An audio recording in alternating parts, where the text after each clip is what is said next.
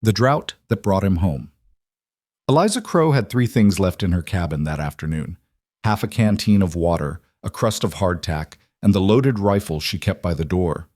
The drought had killed everything else: her garden, her hope, nearly her will to stay.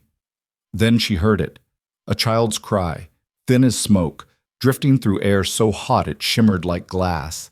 She found the little girl face down in the dust, lips cracked and bleeding, and the man crawling toward her on his hands and knees. Eliza gave them her last water. She didn't know she'd just saved the richest man in Montana Territory. Before we begin, if you're listening from anywhere in the world, drop a comment with your city below. I want to see how far this story travels. Now settle in, because what started in the burning heat of summer became something none of them could have predicted. The sun that summer didn't just shine, it punished. Eliza Crow stood in the doorway of her cabin, squinting at the shimmering horizon where the mountains should have been. Heat rose in waves off the cracked earth, blurring the line between sky and ground until the whole world looked like it was melting. The creek behind her cabin had gone dry 3 weeks ago. The well was down to mud. Even the birds had stopped singing. She was 32 years old and felt like she'd lived 100 summers. The cabin sat in a high valley, tucked between pine-covered ridges that used to run green all the way to the snow line. Now the pines looked gray, their needles brittle as bone. Eliza had built this life with her husband Thomas 7 years ago, back when the land still held promise. They'd planted a garden, raised chickens, talked about children. Then the fever took him. A year later, their son, barely 2 years old, followed. She'd stayed because leaving meant admitting it was all for nothing. Her hands were chapped and scarred, her dress patched in 4 places. She wore her dark hair pulled back in a braid that hadn't seen a proper washing in days. Water was too precious now. Everything was rationed. Everything was dying. Eliza wiped the sweat from her forehead and turned back inside. The cabin was small, one room with a loft, a stone fireplace, a table she'd made herself. The air inside was stifling. She moved to the water barrel in the corner and dipped a tin cup, measuring carefully. Half full. She drank it slowly, feeling each swallow like a small betrayal of tomorrow. Then she heard it. Faint. Distant. A sound that didn't belong to wind or wildlife. A child crying. Eliza froze, cup halfway to her lips. She set it down and stepped outside again, listening hard. The heat pressed against her like a wall, but she held still, filtering out the buzz of insects and the rustle of dying grass. There it was again. Weak. Desperate. She grabbed the rifle from beside the door and started walking. The ground crunched under her boots. Dust rose with every step, coating her skirt, her arms, the back of her neck. She moved toward the tree line, toward the sound, her heart pounding harder than it should. Out here, sounds carried strange. Out here, you didn't always find what you were looking for.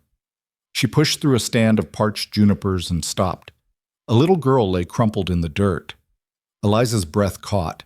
The child couldn't have been more than 5 or 6, her blonde hair matted with dust and sweat, her small body motionless except for the faint rise and fall of her chest.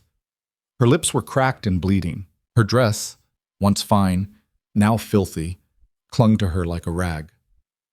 "Jesus," Eliza whispered. She dropped to her knees and turned the girl over gently. The child's skin was burning. Her eyes fluttered but didn't open. Eliza brushed the hair from her face and felt for a pulse.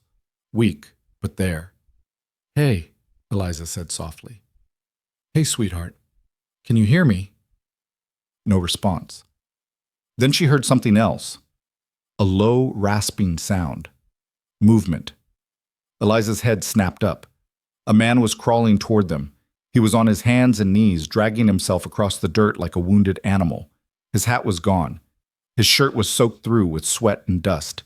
His face was sun-scorched, his lips split, his eyes wild and unfocused. "Help her!" he gasped. "Please, help her!" His voice cracked on the last word, and he collapsed forward, barely catching himself. Eliza's mind raced. She didn't know these people, didn't know where they'd come from, or why they were out here in the middle of nowhere with no water, no horses, no help, but she knew what dying looked like. And they were dying. "Can you walk?" she asked sharply. The man's head lolled. He tried to push himself up and failed. "I'll take that as a no." Eliza slung the rifle over her shoulder and crouched beside the child. She scooped her up, light as kindling, and stood. The girl's head fell against her shoulder, her breath shallow and hot. "Listen to me," Eliza said to the man. "My cabin's a quarter-mile that way. You follow me, or you die here. Understand?" He nodded weakly. "Then move." She didn't wait. She turned and started walking, the child cradled against her chest. Behind her, she heard the man grunt and struggle to his feet. She didn't look back. If he couldn't keep up, that was his choice. But she heard him, stumbling, breathing hard, falling once and cursing, getting up again. By the time she reached the cabin, her arms were shaking and her lungs burned. She kicked the door open and laid the girl on her bed, the only bed, then turned and grabbed the water barrel. She didn't think. She just poured. She soaked a rag and pressed it to the child's forehead, her neck, her wrists. The girl's eyes fluttered again. A small broken sound escaped her throat. "You're all right," Eliza murmured. "You're all right now." The door banged open. The man staggered inside and collapsed against the wall, sliding down until he was sitting on the floor. His chest heaved. His eyes were barely open. Eliza grabbed the tin cup and filled it. She crossed the room and shoved it into his hands. "Drink slow," she said. "You drink too fast, you'll bring it back up." He nodded and drank, his hands trembling so badly water spilled down his chin. She watched him for a moment, then turned back to the girl. She kept the rag cool, kept wiping her down, kept whispering things she wasn't sure the child could hear. Minutes passed. The man's breathing evened out. Eliza finally allowed herself to look at him properly. He was younger than she'd thought, maybe mid-30s, though the sun and exhaustion had aged him.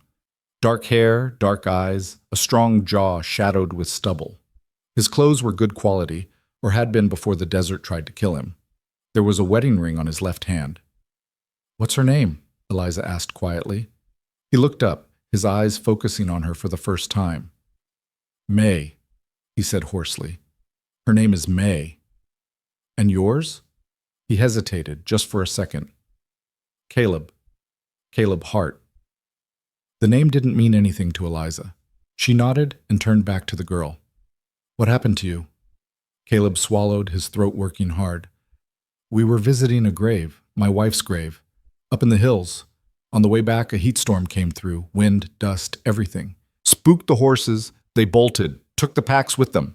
He paused, his voice breaking. "We've been walking for 2 days." 2 days. In this heat. With a child. Eliza didn't say what she was thinking, that he was a damn fool for bringing a little girl out here in the first place. She just kept working, kept cooling May's skin, kept watching for signs of improvement. "She gonna be all right?" Caleb asked. "I don't know," Eliza said honestly. "Heat stroke's tricky. She's young, that helps, but she's bad off." "What can I do?" "Sit there and don't die. That's all I need from you right now." He almost smiled. Almost. Eliza worked through the afternoon. She gave May water, a few drops at a time, waiting to see if she'd keep it down. She did. Eliza soaked her dress, changed the rags, kept her as cool as she could in a cabin that felt like an oven. Outside, the sun burned on, relentless. By evening, May's fever had broken just enough that her eyes opened. "Papa?" she whispered. Caleb was beside her in an instant. He took her small hand in both of his face crumpling with relief. "I'm here, sweetheart. I'm right here. I'm thirsty." Eliza handed him the cup, and he helped May drink, his hand still shaking. The girl drank a little, then lay back, her eyes drifting closed again. "She's resting now," Eliza said. "That's good." Caleb nodded, but he didn't let go of May's hand. Eliza stepped outside to breathe. The heat was finally easing as the sun dropped toward the mountains. She sat on the porch step and let her head fall back against the doorframe. Her water was nearly gone. Her food wouldn't last another week, and now she had 2 strangers in her cabin, one of them half dead and the other not much better. She should have left them. But she hadn't, and now she'd have to live with that. The next morning, May was stronger. Not well, but better. She sat up in bed and asked for bread.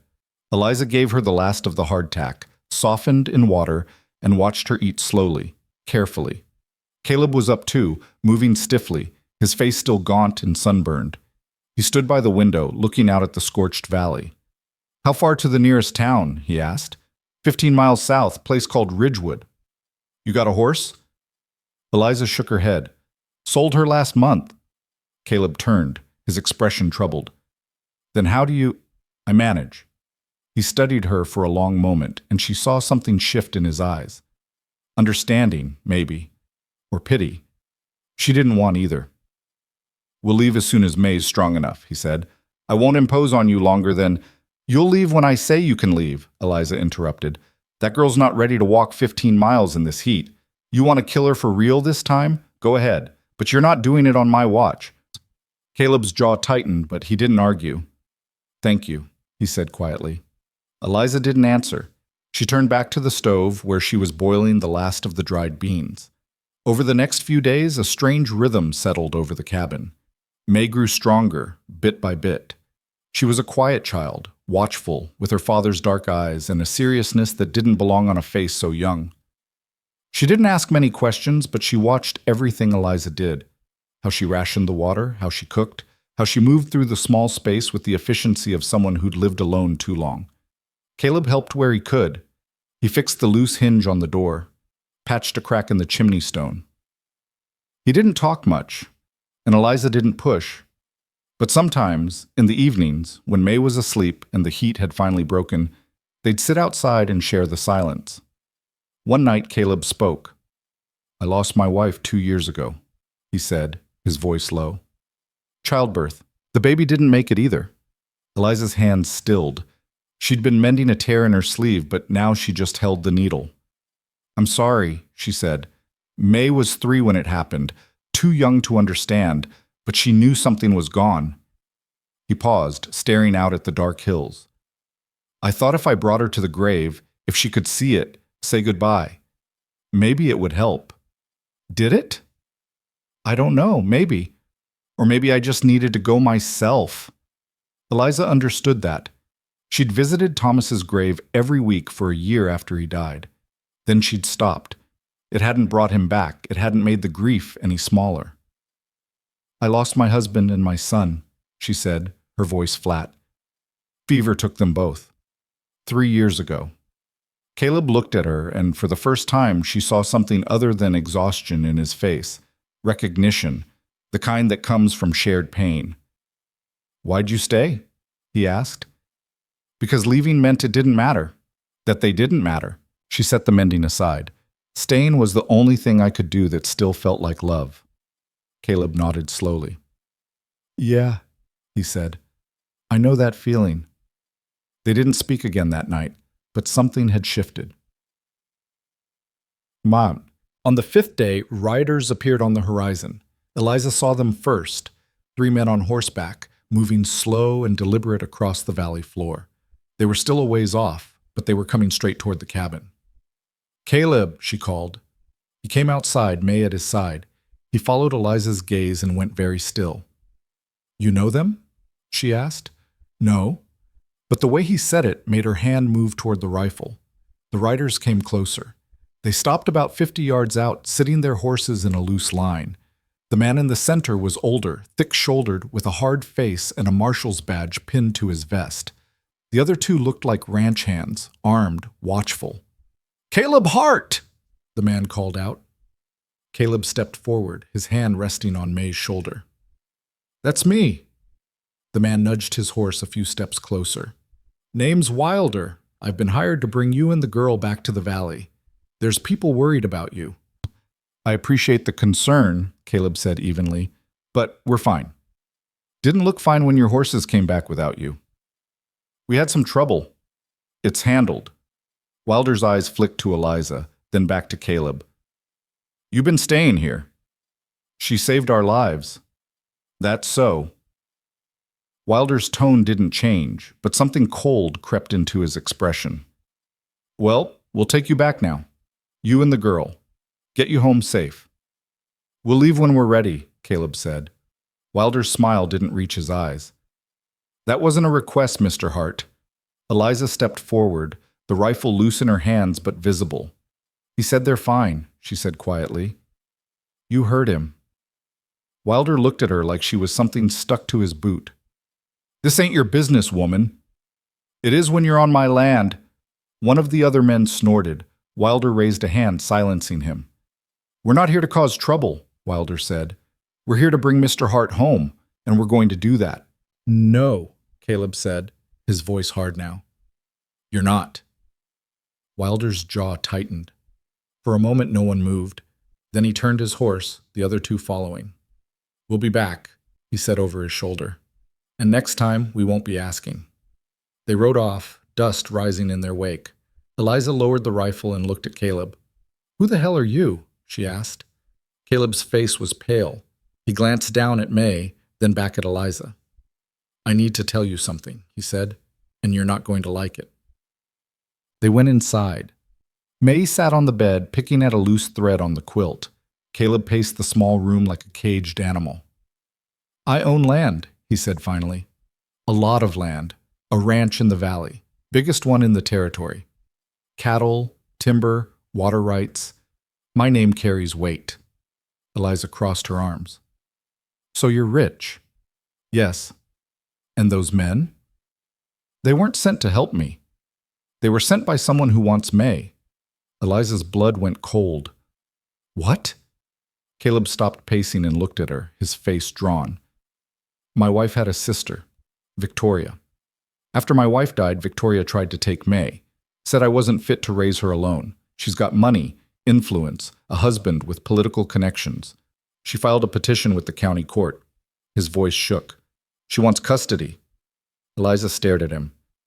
And those men work for her or her husband? I don't know. But they're not here to bring me home. They're here to take May. Why didn't you tell me? Because I didn't think they'd find us. Caleb's voice cracked. I thought we'd get back on our own. I thought... He stopped, his hands clenching into fists. I didn't want to put you in the middle of this. Eliza looked at May, who was watching them both with wide, frightened eyes. Too late for that, Eliza said. Caleb ran a hand through his hair, his face twisted with guilt and fear. I'll leave, he said. Tonight. I'll take May and we'll go. You don't have to... Where? Eliza demanded. Where are you going to go? You got no horse, no supplies, no water? You'll be dead in 2 days. Then what do you suggest? Eliza was quiet for a long moment. Outside, the wind picked up, rattling the shutters. You said you own a ranch, she said slowly. Yes. And this woman, Victoria, she's trying to take May through the courts. Yes. Then you need to fight her, legally, properly. Eliza met his eyes. And you can't do that from a grave. Caleb stared at her. You're saying I should go back. I'm saying you should stop running, because running's just going to get that little girl taken from you. And if I go back, they'll come for her the second I walk through the door. Then don't make it easy for them. Caleb shook his head, his expression desperate. You don't understand. Victoria has everything, money, lawyers, connections. I'm just one man. You're her father, Eliza said sharply. That's not nothing. Caleb looked at May again, and something broke in his face. I can't lose her, he whispered. She's all I have left. Eliza's throat tightened. She thought of Thomas, of their son, of everything she'd lost and couldn't get back. Then fight, she said, and I'll help you. Caleb's head snapped up. What? You heard me?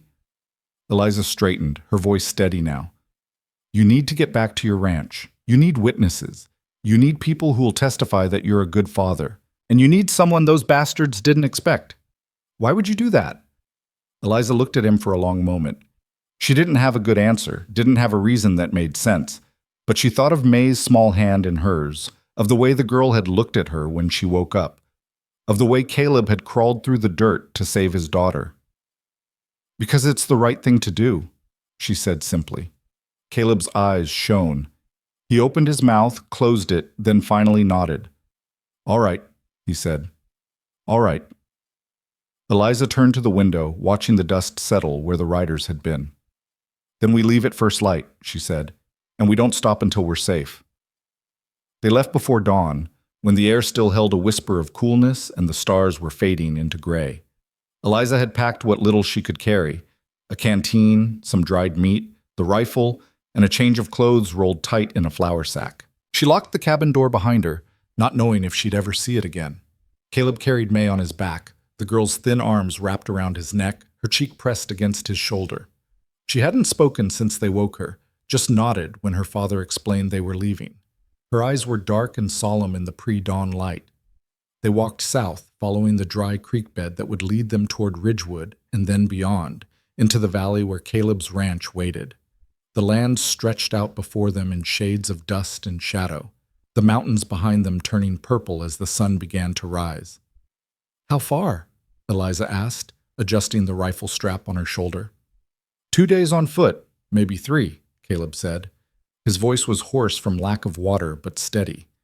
"There's a way station about halfway. If it's still operating, we can get supplies. And if it's not, then we keep walking." Eliza nodded. She'd walked farther on less. She'd survived worse than heat and distance, but the weight of what they were walking toward sat heavy in her chest. A world of money and power and legal battles she didn't understand. A world where men like Wilder came looking for little girls and didn't take no for an answer. The sun climbed higher. The heat came with it, pressing down like a hand. May's head bobbed with each step Caleb took, but she didn't complain. Eliza watched the horizon, watched their back trail, watched for dust that would mean riders. They walked until the sun was directly overhead and the heat became unbearable. Caleb found a shallow overhang of rock that offered a slice of shade, and they stopped. May slid off his back and sat down heavily, her small chest heaving. Eliza passed the canteen. "Small sips." May drank carefully, then handed it back. Caleb drank next, then offered it to Eliza. She took just enough to wet her throat. "We'll rest an hour," Caleb said, lowering himself to the ground beside May. "Then push on before the worst heat." Eliza sat with her back against the rock, the rifle across her knees. She closed her eyes for just a moment, listening to the silence of the desert. No birds, no wind, just the sound of their breathing and the slow tick of the sun moving across the sky. "Miss Eliza?" May's voice was small and uncertain. Eliza opened her eyes. "Yes, sweetheart? Are those men going to take me away from Papa?" Caleb's face went pale. He started to speak, but Eliza held up a hand. "No," she said, looking directly at May. "They're not. Your Papa's not going to let that happen, and neither am I." "But Aunt Victoria says Papa can't take care of me by himself." "Your Aunt Victoria," Eliza said carefully, "doesn't know your Papa the way I do, and she doesn't get to decide what's best for you. That's between you and your father." May considered this, her small brow furrowed. "Do you promise?" Eliza met Caleb's eyes over the child's head. She saw the fear there, the desperate hope that someone else believed what he was trying so hard to believe himself. "I promise," Eliza said. May nodded slowly, then leaned against her father's side. Caleb wrapped an arm around her, his throat working. "Thank you," he mouthed to Eliza. She just nodded and turned her gaze back to the empty land. They walked through the afternoon, through the brutal heat that shimmered off the rocks and turned the air thick as water. Eliza's dress was soaked with sweat. Her boots rubbed blisters on her heels. But she kept walking, kept watching, kept the rifle ready. By evening, they'd covered maybe 10 miles. Not enough. Not nearly enough. They made camp in a dry wash where a few scraggly cottonwoods offered shelter. Caleb gathered what deadwood he could find while Eliza rationed out the last of the dried meat. May sat between them, quiet as always, her eyes following every movement. "Tell me about your ranch," Eliza said as they ate. "What's it like?" Caleb looked up, surprised by the question. "It's big. The house is 2 stories, built from timber we cut ourselves. There's a barn, a bunkhouse for the hands, cattle pens, a smithy. We run about 3,000 head of cattle across 20 sections." 20 sections, Eliza repeated. That was 12,000 acres, more land than she could picture. "My father started it," Caleb continued. "Built it from nothing. When he died, it came to me. I've been running it for 10 years now." "So you've got men working for you, hands, foremen, all that." "About 30, give or take. Good men, most of them. Been with the ranch for years." Eliza chewed slowly, thinking. "And Victoria, she's your wife's sister." "Yes, Younger by 3 years, she married a man named Raymond Ashford. He owns the bank in Ridgewood and half the businesses in town. They live in a big house with servants and carriages and all the trappings. Caleb's voice turned bitter. When my wife died, Victoria showed up at the funeral in black silk and told me she'd help with May. I thanked her and sent her home. 2 months later, I got papers saying she was petitioning for custody. On what grounds? That I'm an unfit father, that a ranch is no place for a young girl, that May needs a woman's influence and a proper education, and all the things Victoria thinks money can buy. He looked at his daughter, sleeping now with her head in his lap. She doesn't care about May. She cares about control, about winning. Eliza's jaw tightened. She'd known women like that, women who took and called it charity. What about the court? She asked. What did they say? They scheduled a hearing for next month. I have to prove I'm a suitable guardian, that May's being properly cared for, that I'm not neglecting her. The word came out like poison. But Victoria's got lawyers.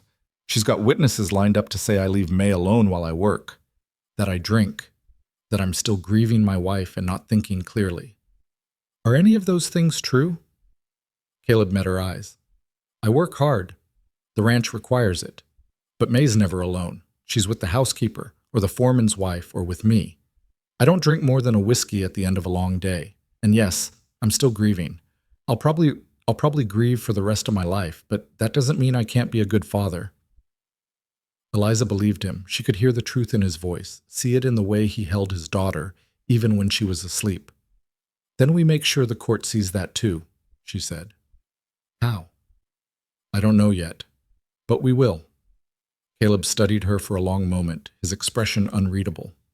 You could still walk away, go back to your cabin. This isn't your fight. I gave my word, Eliza said simply. That means something to me. Even for strangers? Especially for strangers. They're the ones who need it most. Caleb's throat worked. He looked down at May, smoothed her hair back from her forehead. I don't know how to repay you for this. Don't need repaying, just need you to fight. He nodded slowly. All right, I will. They took turns keeping watch that night. Eliza sat with the rifle across her knees, staring out at the dark shapes of the hills. She thought about Thomas, about the life they'd planned and the life she'd ended up with, about the cabin she'd left behind and the uncertain road ahead. She'd made a choice. She just hoped it was the right one. Morning came cold and clear. They ate the last of their food and drank the last of the water, then started walking again. The land began to change as they descended into the valley. More trees, greener grass, signs of water that hadn't completely dried up. By midday, they saw the way station. It was a low-slung building with a corral and a well, sitting at a crossroads where 2 wagon trails met. Smoke rose from the chimney. A horse stood tied at the rail. Wait here, Caleb said. Eliza caught his arm. We go together. He looked like he wanted to argue, then nodded. They approached slowly, Eliza's hand resting on the rifle. The door opened before they reached it, and a woman stepped out, older, gray-haired, wearing a stained apron and a suspicious expression. Help you? She asked. Need water and supplies if you've got them, Caleb said. We can pay. The woman's eyes flicked over them, dusty, exhausted, half-starved. Her expression softened slightly. Got water, got some beans and cornmeal. No meat. That'll do. She gestured them inside. The way station was dim and cool, smelling of wood smoke and coffee. A man sat at a corner table watching them with narrow eyes. Eliza recognized the type, a drifter, maybe a gambler, someone used to watching his back. The woman filled their canteens from a barrel and wrapped cornmeal and beans in brown paper. Caleb paid with coins from his pocket, and the woman's eyebrows rose. You're a ways from anywhere, she said. Where are you headed? The Hart Ranch, Caleb said. The woman's hand stilled. She looked at him more carefully now, taking in his face, his bearing. You're Caleb Hart? I am. Heard you were lost. Dead, maybe. I'm not dead. The woman glanced at Eliza, at May. People been looking for you. I know. The man in the corner stood up, his chair scraping loud. He moved toward the door, his hand on his gun belt. Eliza shifted, putting herself between him and May. Just leaving, the man said, his eyes on Caleb. No trouble. He walked out. They heard hoofbeats a moment later, heading north at a gallop. The woman sighed. "He'll tell them you were here." "How long do we have?" Caleb asked. "Few hours, maybe. Depends how fast he rides and who he finds first." Caleb looked at Eliza. She saw the calculation in his eyes, how far they could get, whether they could make it to the ranch before the riders caught up. "We need horses," Eliza said. The woman shook her head. "Only got the one and she's old. Won't carry 3. "Then we need a wagon, a cart, anything." "Don't have that either." Eliza's mind raced. They were still 15 miles from the ranch. 3 hours walk at best, longer with May. If riders came from the north, they'd be caught in the open. "There's another way," the woman said slowly. "Old logging road runs east through the hills, comes out near the ranch from the backside. It's longer, but they won't expect it." "How much longer?" Caleb asked. 5 miles, maybe 6, but it's rough country. Not easy walking." Caleb looked at Eliza. She nodded. "We'll take it," he said. The woman gave them directions, her voice low and quick. "Follow the creek east till you hit the pine grove. There's a trail marker, old blaze on a dead tree. Trail starts there. Keep climbing till you hit the ridge, then follow it south. You'll see the ranch buildings in the valley below." "Why are you helping us?" Eliza asked. The woman's face hardened. "Because Victoria Ashford came through here last month, acting like she owned the place, treating me like dirt on her shoe. I don't care for people like that." She looked at May. "And I don't care for people who try to take children from their kin without good cause." Caleb's voice was rough. "Thank you." They left through the back door and headed east, moving as fast as May's short legs could manage. The land rose steadily, the grass giving way to scrub pine and then taller timber. They found the creek, followed it upstream, found the dead tree with the old blaze cut into its trunk. The trail was barely visible, just a trace through the undergrowth where loggers had dragged timber years ago. It climbed steeply, switchbacking up the hillside. May struggled, her breathing coming hard. Caleb picked her up again, and they kept moving. Behind them, somewhere in the valley, Eliza heard hoofbeats. Distant, faint, but coming. "They're looking for us," she said. "I know." Caleb's voice was tight. "Keep moving." They climbed higher, the trees grew thicker, the air cooler. May's head drooped against Caleb's shoulder, but she didn't complain. Eliza's legs burned, her lungs ached, but she kept pushing, kept watching their back trail. The hoofbeats faded. Either the riders had gone another direction, or the trees were muffling the sound. They reached the ridge as the sun began to drop toward the horizon. Through the trees, Eliza could see the valley spread out below, green and wide, with a river cutting through it like a silver thread. And there, nestled against the base of the mountains, was the ranch. It was bigger than she'd imagined. The main house was exactly as Caleb had described, 2 stories of solid timber, with a wide porch and glass windows that caught the last light. The barn was enormous, the corrals sprawling. She could see tiny figures moving between the buildings, ranch hands finishing the day's work, cattle being driven to pasture. It looked like a kingdom. "That's home," Caleb said quietly. May lifted her head, her eyes widening. "Papa, we're almost there." "Almost, sweetheart. Just a little farther." They started down the far side of the ridge, following a game trail that wound between the trees. The descent was harder than the climb, steeper, rockier, the ground loose underfoot. Eliza's boot slipped twice, and she caught herself against a tree, her palms scraping bark. Darkness was falling by the time they reached the valley floor. Lights had come on in the ranch house, warm and yellow in the gathering dusk. Eliza could smell wood smoke, hear the low call of cattle, see the flicker of lanterns in the bunkhouse windows. They crossed the last stretch of open ground, and a dog started barking. A moment later, a man stepped out of the barn, a lantern in his hand. "Who's there?" he called, his voice sharp. "It's me, Dutch," Caleb said, moving into the light. "It's Caleb." The man froze. Then he dropped the lantern and ran forward. "Jesus Christ, boss, we thought you were dead." He was older, weathered, with a gray beard and eyes that went wide when he saw May. "Little miss, you're all right." May smiled tiredly. "Hi, Dutch. Get inside, get inside." Dutch turned and shouted toward the house. "Martha, Martha, get out here. The boss is home! The front door of the house flew open. A woman emerged, round-faced, aproned, her gray hair escaping a bun.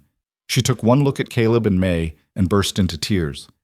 "Lord above," she gasped, hurrying down the steps. "Lord above, you're alive." She swept May into her arms, holding the girl tight, while Caleb sagged with relief. Then Martha turned to him, her eyes fierce. "Don't you ever do that to us again, Caleb Hart. You hear me?" "Yes, ma'am." Martha's gaze shifted to Eliza, taking her in with one quick, assessing look. "And who's this?" "Eliza Crow," Caleb said. "She saved our lives. If it weren't for her, we wouldn't be standing here." Martha's expression softened. She reached out and took Eliza's hand, squeezing it hard. "Then you're welcome here as long as you need," she said. "Come on, all of you. Inside. Food, water, rest. Everything else can wait." Eliza let herself be pulled toward the house, her legs shaking now that the walking was done. She glanced back once and saw Dutch talking rapidly to Caleb, his hands gesturing toward the road. Caleb's face went grim. Then they were inside, and the warmth and light surrounded her like a blanket. The house was everything the cabin wasn't: spacious, furnished, clean. There was a real kitchen with a cast-iron stove, a dining table that could seat a dozen, rugs on the wooden floors. Martha sat May down and brought water, bread, cold chicken. The girl ate slowly, mechanically, her eyes half closed. Eliza stood by the window, still holding the rifle, unable to relax. She saw men gathering outside, ranch hands, coming in from the fields, clustering around Dutch and Caleb. Voices rose, urgent and low. Martha appeared at her elbow with a plate. "Eat, dear. You look half-starved." "What's happening out there?" Eliza asked. Martha's mouth thinned. "Word travels fast. The hands are loyal, but there's been talk. People asking questions, looking for the boss. That woman, Victoria, she's been stirring up trouble, saying Caleb ran off with May, that he's not in his right mind." Her voice dropped. "She tried to get the sheriff to declare him unfit, tried to take control of the ranch. Can she do that? Not legally? Not yet. But she's got influence, and she's not above bending the law to suit her needs." Eliza's grip tightened on the rifle. "Then we need to be ready." Martha looked at her sharply. "You planning to stay?" "I gave my word." Something like approval crossed Martha's face. "Then you'll need a bath, clean clothes, and a decent night's sleep. Can't fight a war if you're falling over." Eliza wanted to argue, but her body betrayed her. Her knees buckled, and Martha caught her arm. "Come on," the older woman said gently. "May's already asleep. Caleb can handle things for one night. You've done enough." Eliza let herself be led upstairs to a small bedroom with a real bed, a washstand, a window that looked out over the valley. Martha brought hot water, soap, a clean nightgown that smelled of lavender. Eliza washed the dust and sweat from her skin, feeling layers of exhaustion peel away. When she finally lay down, the mattress felt impossibly soft. She closed her eyes, expecting to fall asleep instantly. Instead, she lay awake, listening to the sounds of the house settling around her. Voices downstairs, footsteps, the creak of floorboards. She heard Caleb's voice, low and steady, talking to someone. Heard Dutch's gruff reply. Heard the front door open and close. She got up and went to the window. In the yard below, men were moving with purpose, checking weapons, saddling horses, posting guards, preparing for something. Eliza's stomach tightened. She dressed quickly in the clothes Martha had left, simple but clean, a dress that actually fit, and went downstairs. Caleb was in the main room, standing by the fireplace with Dutch and two other men. They looked up when she entered. "You should be resting," Caleb said. "What's going on?" He hesitated, then gestured to one of the men. "This is Tom Brennan, my foreman, and that's John Kepler. He runs the North Pasture. They've been filling me in." Tom stepped forward, a lean man with sharp eyes. "Ma'am, glad the boss found his way home." "What's he not telling me?" Eliza asked, looking at Caleb. Tom glanced at his boss, got a nod, and turned back to Eliza. "Victoria Ashford's been here 3 times since the boss went missing, each time with more men. Last time she brought the sheriff and tried to search the house, claiming she had the right to check on May's welfare. Martha ran her off with a shotgun." Despite everything, Eliza almost smiled. Good for Martha. "Problem is," Tom continued, "she's filed an emergency petition with the court. Claiming Caleb abandoned May, put her in danger, proved he's unfit. She's asking for immediate custody transfer. That's insane, Eliza said. He didn't abandon her. There was an accident. We know that. But she's got a judge who listens to her husband's money, and with the boss missing for nearly a week, it looked bad. Caleb's face was gray. When's the hearing? Day after tomorrow. Judge Harmon, over in Ridgewood. 2 days, Eliza said. That's not enough time to prepare. It's what we've got. Caleb looked at her. I need to ride into town tomorrow, talk to a lawyer, start building a defense. But I can't take May. If Victoria finds out I'm back, she'll try to grab her before the hearing. So May stays here, Eliza said. With guards. Yes. And I need you to stay with her. Eliza blinked. Me? You're the only one she trusts outside of Martha and me. And if something goes wrong, if they somehow get past the men, I need someone who'll fight for her. Eliza looked at the rifle still in her hand, then back at Caleb. You're asking me to protect your daughter. I'm asking you to be what I can't be right now, here, with her, keeping her safe. It was a huge ask, a responsibility Eliza hadn't signed up for. But when she thought about May, small and quiet and trusting, there was only one answer she could give. All right, she said. I'll stay. Relief flooded Caleb's face. Thank you. They talked strategy for another hour. Tom would ride with Caleb to town, along with 2 trusted hands. Dutch would command the ranch defenses, guards on rotation, weapons ready, no one in or out without authorization. Martha would keep the house locked down, May never out of sight. And Eliza would be the last line. When the meeting finally broke up, it was past midnight. The men dispersed to their posts. Caleb lingered, his hand on the doorframe, looking exhausted. You should sleep, Eliza said. So should you. I will. After I check on May. She climbed the stairs to the small room where the girl slept. May was curled on her side, her breathing deep and even, her small face peaceful in the lamplight. Eliza stood in the doorway, watching her.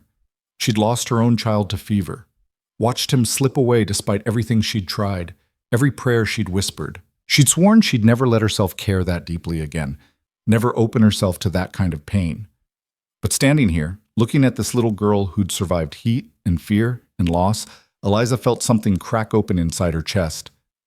I won't let them take you, she whispered. I promise.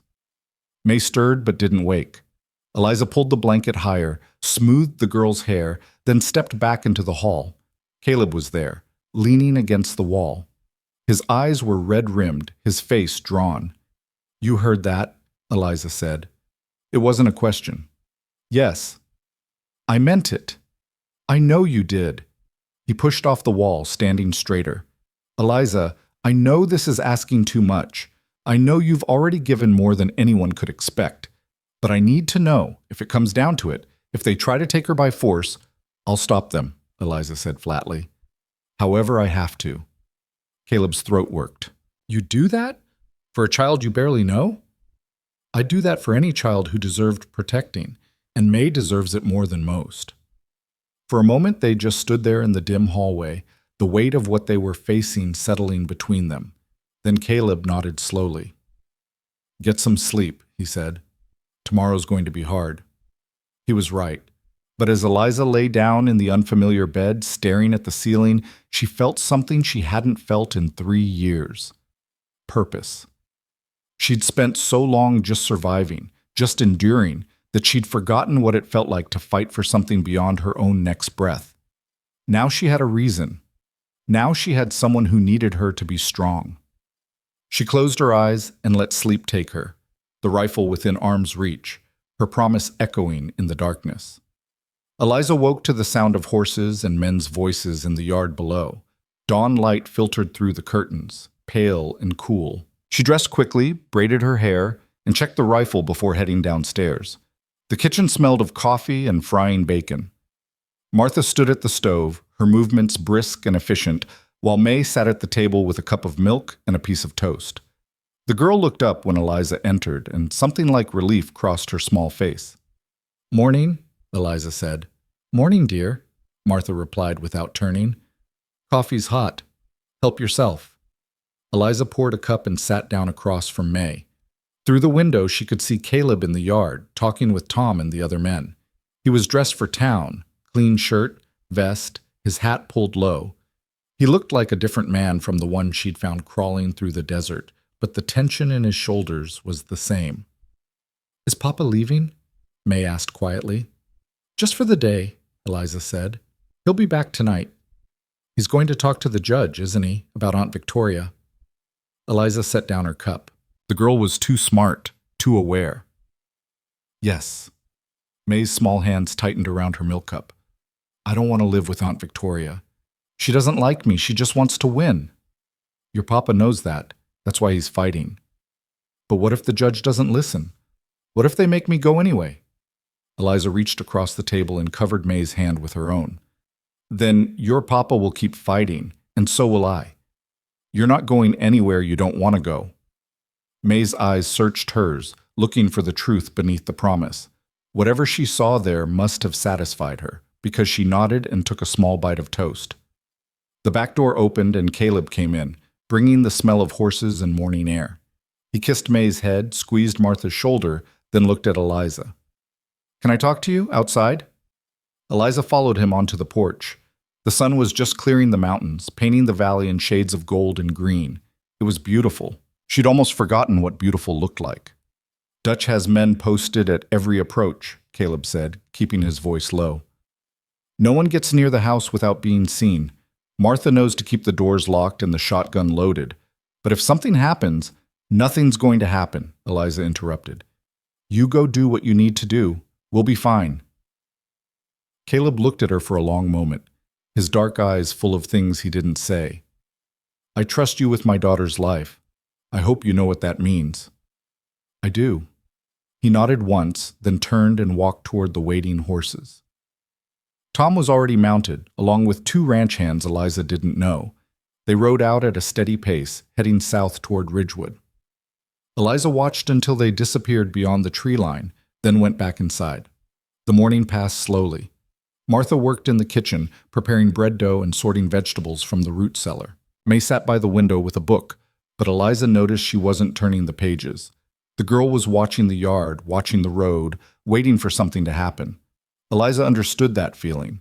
She checked the rifle 3 times, counted the ammunition, positioned herself where she could see both the front door and the approach from the road. Dutch came by once to report that everything was quiet, then returned to his patrol. By midday, the heat had settled over the ranch like a blanket. Eliza stood on the porch, squinting at the horizon. Nothing moved except the cattle in the distant pastures and the occasional hawk circling overhead. Too quiet. Martha called her in for lunch: cold chicken, fresh bread, water from the well. They ate in the kitchen, the 3 of them, and for a moment it almost felt normal, almost felt like family. Then the dog started barking. Eliza was on her feet instantly, rifle in hand. Through the window, she saw Dutch running toward the house, waving his arm. Behind him, rising dust-marked riders coming in fast from the east. "Martha, take May upstairs," Eliza said, her voice sharp. "Lock the door. Don't come out unless I call for you." Martha didn't argue. She grabbed May's hand and hurried toward the stairs. Eliza heard their footsteps overhead, heard the click of a lock. She stepped onto the porch as the riders came into view. There were 6 of them, led by a woman on a tall gray horse. Even from a distance, Eliza could see the expensive cut of her riding habit, the way she sat her saddle like she owned the world. Victoria Ashford. The riders stopped 20 yards from the house. Victoria dismounted with practiced grace and walked forward, her eyes taking in the ranch hands positioned around the yard, the rifle in Eliza's hands, the locked door behind her. "You must be the woman who brought my brother-in-law home," Victoria said. Her voice was cultured, cold. "How convenient." "This is private property," Eliza replied. "State your business or leave." Victoria's smile was thin and sharp. "My business is with my niece. I'm here to ensure her welfare." "May's welfare is just fine." "I'll be the judge of that. Step aside." "No." Victoria's expression hardened. She gestured, and 2 of her men dismoved. One of them was Wilder, the man with the marshal's badge. He walked forward, his hand resting on his gun. "Mrs. Ashford has a court order authorizing welfare checks," Wilder said. "You're interfering with legal proceedings." "Let me see it," Eliza said. Wilder pulled a folded paper from his vest and held it up. Eliza couldn't read it from this distance, didn't know if it was real or not. But she knew one thing for certain. These people weren't here to check on May's welfare. The child stays inside, Eliza said. That's not your decision to make, Victoria snapped. Caleb's not here. He's run off again, hasn't he? Abandoned his responsibilities like always. He's in Ridgewood, meeting with his lawyer. He'll be back tonight. Victoria's eyes narrowed. Then there's no one here with legal authority over the child, which means my petition for emergency custody has grounds. Eliza's blood went cold. That's not how this works. Isn't it? Victoria took another step forward. A man disappears with his daughter, nearly gets her killed in the desert, then leaves her in the care of a stranger while he runs off to town. That sounds like neglect to me. That sounds like a man who can't be trusted.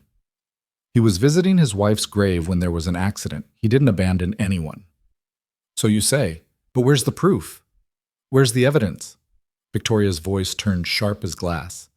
All I see is a traumatized child being held in a locked house by an armed woman I've never met. That's grounds for immediate intervention. Dutch appeared from the barn, his shotgun visible. 3 other ranch hands emerged from various positions, all armed, all watching. You need to leave, Mrs. Ashford, Dutch said, before this gets ugly. Wilder's hand moved closer to his gun. You threatening an officer of the law? I'm protecting my employer's property and family. There's a difference. The tension stretched tight as wire. Eliza's finger rested near the rifle's trigger, her heart pounding. 6 armed men against 4. Not good odds. But she'd fought worse. Then Victoria laughed. It was a cold, calculated sound. This is exactly what I needed, she said.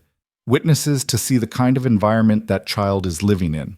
Armed guards, locked doors, violence waiting to happen. She looked directly at Eliza. When the judge hears about this, Caleb won't have a leg to stand on. She turned and walked back to her horse, her men following. But before she mounted, she called out, Tell my brother-in-law I'll see him in court tomorrow. And tell him to say goodbye to May tonight. It'll be his last chance. They rode off, dust rising in their wake. Eliza's hands were shaking. She lowered the rifle and looked at Dutch, who was cursing under his breath. She wanted this, Eliza said. She wanted us to threaten her. Yeah, Dutch said grimly, and we gave it to her. Eliza went back inside and called up the stairs. Martha, it's safe. The lock clicked. Martha came down first, her face pale, then May appeared behind her. The girl's eyes were red from crying. Was that Aunt Victoria? May asked, her voice small. Yes. Is she going to take me? Eliza knelt down so she was eye level with the child. Not if we can help it, but May, I need you to be very brave tomorrow. Can you do that? May nodded, her small chin trembling. I'll try. That's all anyone can ask. The rest of the day crawled by. Eliza paced the house, checking windows, watching the road. Martha tried to keep May distracted with chores and games, but the girl's attention kept drifting to the window, to the road where her father would return. Sunset came and went. Darkness fell. Still no sign of Caleb. Eliza stood on the porch, the rifle across her knees, watching the road. Beside her, Dutch leaned against the rail. He'll be here, the older man said. Boss wouldn't miss this. Unless something happened. Tom's with him. Tom knows how to handle trouble. Eliza wanted to believe that, but doubt gnawed at her. What if Victoria had sent men to intercept them? What if something had gone wrong in town? Then she saw lights in the distance. Lanterns moving toward the ranch. That's them, Dutch said, relief clear in his voice. 3 riders came into the yard, Caleb, Tom, and one of the hands. They looked exhausted, covered in dust, but alive. Caleb dismounted and strode toward the porch, his face grim. What happened? Eliza asked. Victoria showed up at the lawyer's office, caused a scene, made accusations, tried to get me arrested for kidnapping. He pulled off his hat and ran a hand through his hair. The lawyer, man named Carson, he's good. He shut her down. But she's got the judge in her pocket, Eliza. Carson admitted it. He said we're fighting uphill. Then we fight harder.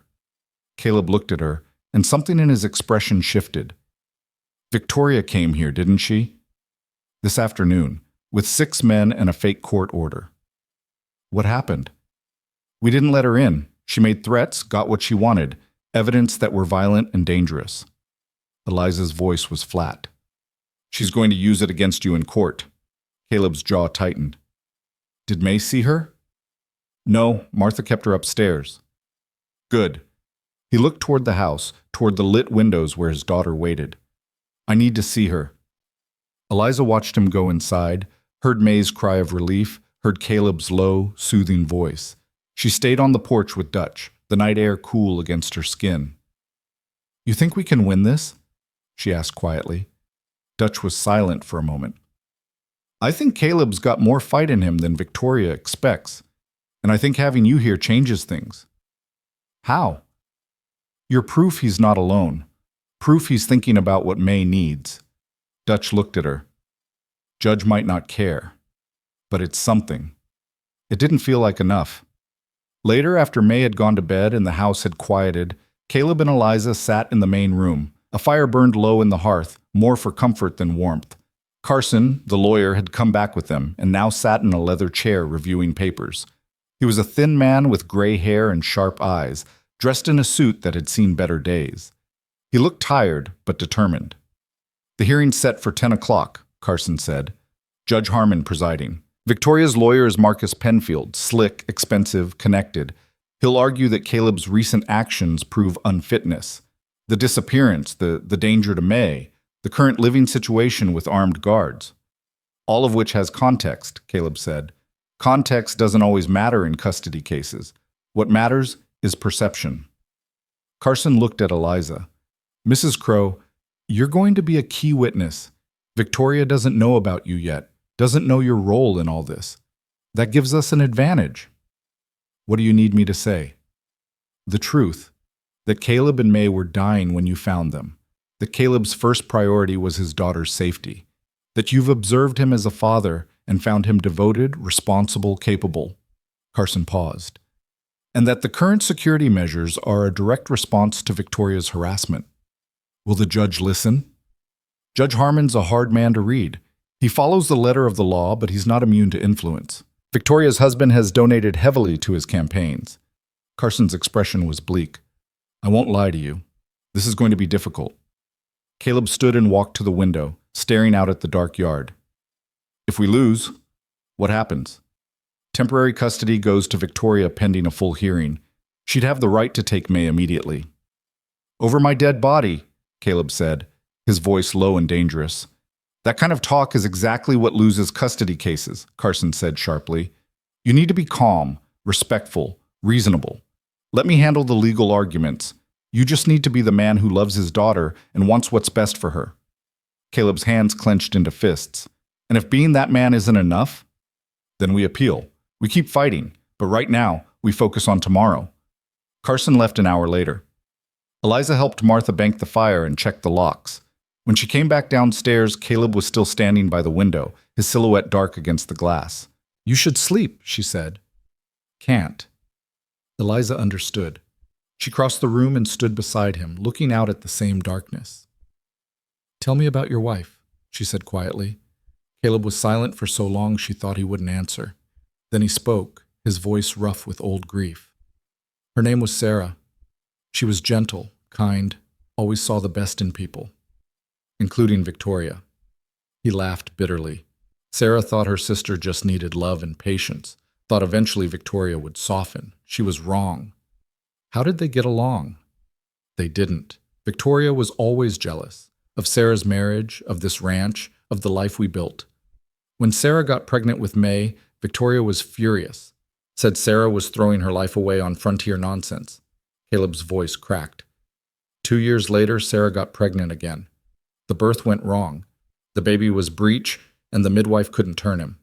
Sarah bled for hours. The baby died first, then Sarah followed. Eliza's throat tightened. I'm sorry. Victoria showed up at the funeral and told me it was my fault. Said if Sarah had stayed in the city, had access to real doctors, she'd still be alive. Said I'd killed her sister with my stubborn pride. That's not fair. Maybe not. But sometimes I wonder if she's right. Caleb turned to look at her, his eyes haunted. I brought Sarah out here. I built this life and asked her to share it, and it killed her. You didn't kill her. Childbirth is dangerous anywhere, city or frontier. You know that. Knowing and believing are different things. Eliza understood that too. She'd spent 3 years knowing that her son's fever wasn't her fault, that she'd done everything she could, but believing it was another matter entirely. Victoria doesn't want May out of love, Eliza said. She wants her out of spite, to punish you, to win. I know, but that doesn't change the fact that she has power, and I'm just one man trying to hold on to what's left of my family. You're not just one man. You've got Martha, Dutch, Tom, all the hands who've stood by you. You've got Carson fighting in court. Eliza paused. And you've got me. Caleb looked at her, really looked at her, and something shifted in his expression. Why are you doing this? Really? I told you, I gave my word. There's more to it than that. Eliza turned away, her arms crossed. I lost my son to fever, watched him die and couldn't do anything to stop it, couldn't save him no matter how hard I tried. Her voice was steady but hollow. I can't save him, but maybe I can save May. Eliza? Don't. She held up a hand. Don't tell me it's not my responsibility or that I'm doing enough. I know what I'm doing and why. Just let me do it. For a long moment, neither of them spoke. Then Caleb nodded slowly. All right, he said. Thank you. Eliza went upstairs to check on May one more time. The girl was asleep, her small body curled under the quilts, her breathing soft and even. Eliza stood in the doorway, watching her. Tomorrow, everything would change. Tomorrow, a judge would decide this child's future. And all Eliza could do was tell the truth and hope it was enough. She went to her own room but didn't sleep. She sat by the window, the rifle across her lap, watching the night, watching for riders who might come early, watching for anything that might threaten the fragile peace they'd built. Dawn came cold and gray. Eliza dressed in the best clothes she had, the clean dress Martha had given her hair braided and pinned. She looked at herself in the small mirror and barely recognized the woman staring back. When had she last cared what she looked like? When had she last had a reason to? Downstairs, May sat at the table in a blue dress with white lace, her hair brushed until it shone. She looked like a doll, perfect and fragile. Martha hovered nearby, straightening the girl's collar, smoothing invisible wrinkles. Caleb appeared in a dark suit, clean-shaven, his hair combed back. He looked every inch the successful rancher, the responsible father, but Eliza could see the tension in his shoulders, the fear in his eyes. Ready? He asked. As we'll ever be, Eliza replied. They took the carriage, Caleb driving, with Eliza and May inside, and Tom riding alongside as escort. The road to Ridgewood was quiet, the morning air sharp with the promise of autumn. May sat pressed against Eliza's side, her small hand clutching Eliza's fingers. It's going to be all right, Eliza murmured. Whatever happens, we'll face it together. May nodded but didn't speak. The town appeared on the horizon, a cluster of buildings along a wide main street, church steeple rising above the rest.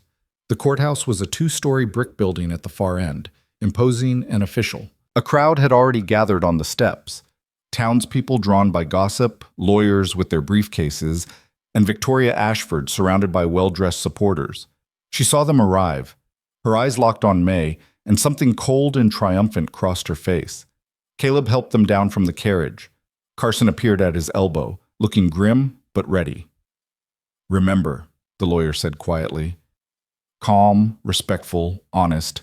Let me do the talking unless you're directly questioned. They climbed the courthouse steps. Victoria moved to intercept them, her smile sharp. Caleb, how good of you to bring May. It'll make the transition so much easier. There's not going to be a transition, Caleb said evenly. We'll see what Judge Harmon has to say about that. She swept past them into the courthouse, her entourage following. Eliza felt May's hand tighten in hers. I'm scared, the girl whispered. I know, sweetheart, but you're going to be brave, just like we talked about. They entered the courtroom, a wood-paneled room with high windows and rows of benches. The judge's bench loomed at the front, empty for now. Victoria sat on the left side with her lawyer, a sleek man in an expensive suit. Caleb, Eliza, and Carson took the right. People filed in, filling the benches. Eliza recognized some of the ranch hands, Martha in the back row, townspeople whose faces held curiosity and judgment in equal measure. Then a door opened and Judge Harmon entered. He was an older man, gray-haired and stern, wearing black robes that made him look like a crow. Everyone stood. "Court is in session," the bailiff announced. "The matter of Victoria Ashford versus Caleb Hart. Petition for custody of minor child, May Elizabeth Hart." The judge sat. Everyone else followed. "Mr. Penfield," Judge Harmon said, "you may present your case." Victoria's lawyer stood, buttoning his jacket with practiced ease. "Thank you, Your Honor. This case is tragically simple. A father, still grieving his wife's death, has proven himself unable to properly care for his young daughter. 3 weeks ago, he took the child into dangerous territory without adequate supplies or protection. When a heat storm struck, he lost their horses and nearly got the child killed through sheer negligence. They wandered the desert for 2 days before being found by a stranger. The child suffered severe heat stroke and dehydration. She could have died." Murmurs ran through the courtroom. May pressed closer to Eliza. "Furthermore," Penfield continued, "upon returning to his ranch, Mr. Hart immediately left the child in the care of said stranger, a woman with no credentials, no references, no legal standing, while he attended to business matters. The ranch has become an armed camp with guards posted and weapons visible. This is no environment for a young girl. My client, Mrs. Ashford, offers a stable home, proper education, female guidance, and the resources to ensure May's welfare and future." He sat down, looking satisfied. Judge Harmon turned to Carson. "Mr. Carson?" Carson stood, his voice steady and clear. "Your Honor, Mr. Penfield's version of events is incomplete and misleading. Mr. Hart did not take his daughter into dangerous territory carelessly. He took her to visit her mother's grave, a trip they'd made safely many times before. An unexpected weather event, rare and unpredictable, caused their horses to bolt. This was an accident, not negligence." "An accident that nearly killed the child," Penfield interjected. "An accident that Mr. Hart survived through courage and dedication to his daughter," Carson shot back. "He carried her for 2 days in brutal heat, giving her his water, his food, his strength. When he collapsed, it was from exhaustion earned protecting her. That's not negligence, Your Honor. That's love." Judge Harmon held up a hand. "Continue, Mr. Carson."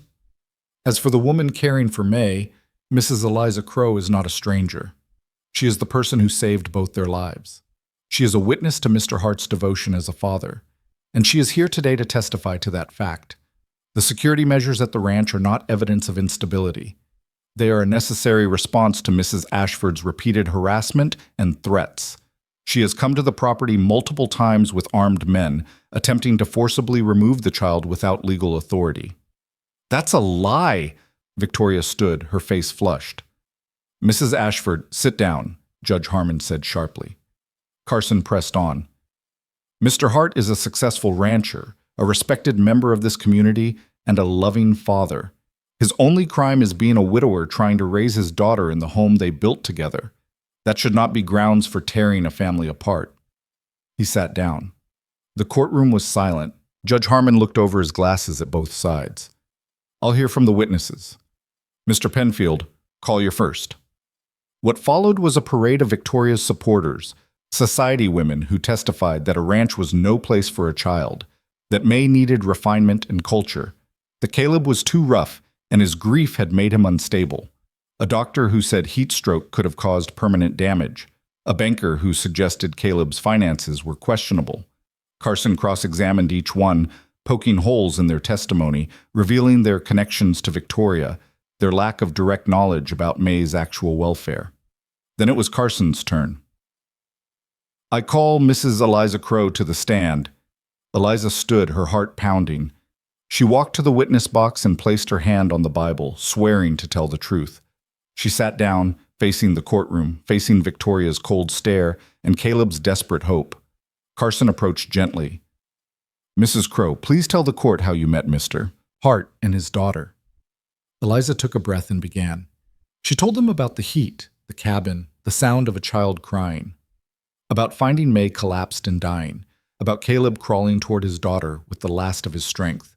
She described those days in her cabin, how Caleb never left May's side, how he gave up food and water for her, how his every thought was for her welfare. In your observation, Mrs. Crow, is Mr. Hart a fit father? Yes, Eliza said without hesitation. He would die for that little girl. In fact, he nearly did. Penfield stood for cross-examination, his smile sharp. Mrs. Crow, you live alone in an isolated cabin, is that correct? Yes. No husband, no family, no children of your own? My husband and son are dead. I see. And you make your living how? I manage. So you're a poor widow living hand-to-mouth in the wilderness, and now you're living at Mr. Hart's ranch, wearing clothes he provided, eating food from his table. Seems convenient. Objection, Carson said. Relevance? I'm establishing witness credibility, Your Honor. Mrs. Crow has a financial interest in supporting Mr. Hart. I don't want his money, Eliza said, her voice sharp. I want that little girl to stay with her father because that's where she belongs. How noble. Tell me, Mrs. Crow, are you and Mr. Hart romantically involved? The courtroom erupted in whispers. Caleb half rose from his seat. Carson shouted an objection. Answer the question, Judge Harmon said. No, Eliza said clearly. We are not. But you're living in his house, sleeping under his roof, caring for his child. That seems rather intimate for people who are not involved. I'm helping a man protect his daughter from someone who wants to take her out of spite, Eliza said, her voice steady despite the fury building in her chest. There's nothing improper about that. Penfield smiled. Nothing improper about a single woman living with a single man? I think many in this town would disagree. Then they can mind their own business, Eliza snapped. Judge Harmon banged his gavel. That's enough. Mrs. Crow, you're excused. Eliza returned to her seat, shaking with anger. Caleb reached over and briefly squeezed her hand, his face pale. The final witness was May herself. Carson had warned them this might happen, that judges sometimes spoke directly to children in custody cases. But nothing prepared Eliza for watching May walk to the stand, so small she could barely see over the edge, her blue dress making her look even younger than her 6 years. Judge Harmon's voice gentled. Hello, May. Do you know why you're here? Yes, sir, because Aunt Victoria wants me to live with her. And how do you feel about that? May's small voice was clear. I don't want to. I want to stay with Papa. Why is that? Because he's my Papa. He takes care of me. He loves me. Does your aunt not love you? May was quiet for a moment. She says she does, but she doesn't look at me the way Papa does. She looks at me like I'm something she won. The courtroom was utterly silent. May, your Papa took you into the desert and you got very sick. Were you scared? Yes, but Papa was there. He carried me even when he was tired. He gave me water even when he was thirsty. May's eyes filled with tears. He wouldn't let me die, and Miss Eliza wouldn't either. They both saved me. If I said you had to go live with your aunt, what would you do? May's tears spilled over. I'd run away. I'd find Papa and Miss Eliza, and I'd stay with them because they're my family now. Judge Harmon sat back, his expression unreadable. Thank you, May. You can go back to your seat. May climbed down and ran to Caleb, who wrapped his arms around her. Eliza felt her own eyes burning. I'll take a brief recess to consider my ruling, the judge said. He stood and left through the side door. The courtroom erupted in conversation. Victoria was talking urgently to her lawyer. Caleb held May, whispering to her. Carson leaned over to Eliza. That was either the best thing that could have happened or the worst, he said quietly. Judges don't like being told they're wrong by 6-year-olds. 20 minutes passed like 20 hours. Then the bailiff called them back to order. Judge Harmon returned, his face stern. I've heard testimony from both sides, he began. This is a difficult case. A child's welfare must be paramount, but so must parental rights. Mr. Hart made a serious error in judgment taking his daughter into dangerous territory. However, his actions during and after the incident demonstrate dedication and love. Mrs. Ashford offers stability and resources, but there is a question of motive. And most importantly, the child herself has expressed a clear preference. Victoria gripped her lawyer's arm. Therefore, Judge Harmon continued, I am denying Mrs. Ashford's petition for custody. May Hart will remain with her father." The courtroom exploded. Caleb sagged with relief. May burst into tears of joy, and Victoria shot to her feet, her face twisted with rage. "This is outrageous," she shouted. "That man is unfit. That woman is Mrs. Ashford, control yourself," the judge said coldly. "However, Mr. Hart, I am not finished." The room quieted. "I am ordering a follow-up evaluation in 3 months. A court-appointed official will visit your ranch to assess May's living conditions, education, and overall welfare. If I find any evidence of neglect, instability, or impropriety, this ruling will be reversed. Do you understand?" "Yes, Your Honor," Caleb said hoarsely. "Court is adjourned." The gavel fell. People surged forward as soon as the judge left the courtroom. Ranch hands clapped Caleb on the back. Martha pushed through the crowd to gather May into her arms. Carson shook Caleb's hand, already talking about the 3-month evaluation and what it would require. But through it all, Eliza saw Victoria standing motionless in the center of the chaos, her face a mask of cold fury. Their eyes met across the room. Victoria's lips curved into something that wasn't quite a smile. "This isn't over," she mouthed. Then she turned and swept out, her lawyer and supporters trailing behind her like the train of a poisoned dress. Eliza's stomach tightened. They'd won the battle, but the war was far from finished. Outside, the autumn sun felt too bright after the dimness of the courtroom. Caleb lifted May onto his shoulders, and the girl laughed for the first time in days. Tom brought the carriage around, grinning wide. "Knew you'd pull through, boss," he said. But as they rode back toward the ranch, the celebration faded. Caleb's expression grew more troubled with each mile. Finally, he spoke. 3 months. That's all we have to prove this is working." "Then we make it work," Eliza said. "You heard what the judge said. A court official will come to inspect everything. May's education, her living conditions, the whole operation. And he mentioned impropriety." Caleb's jaw tightened. "Penfield planted that seed deliberately. Made it sound like there's something going on between us. There isn't. I know that. You know that. But perception matters. If the evaluator shows up and you're still living in the house, still caring for May, people will talk. The judge will hear it." He looked at her, his eyes troubled. "We need to make this look proper, legal, unquestionable." Eliza understood what he was saying before he said it. "You're talking about marriage." May's head came up from where she'd been dozing against Martha's shoulder. "Marriage?" Caleb glanced at his daughter, then back at Eliza. "A marriage of convenience, on paper only. It would give you legal standing to care for May. It would stop the gossip, and it would show the court that May has a stable home with 2 parents." "That's crazy," Eliza said. "Is it? You're already doing the work, already caring for her. This just makes it official. Marriage isn't something you do for convenience. People do it all the time, for land, for money, for alliances. Why not for a child's welfare?" Eliza looked out the window at the passing landscape. Her heart was racing. Marriage. She'd been married once to a man she loved, and that had ended in grief and ashes.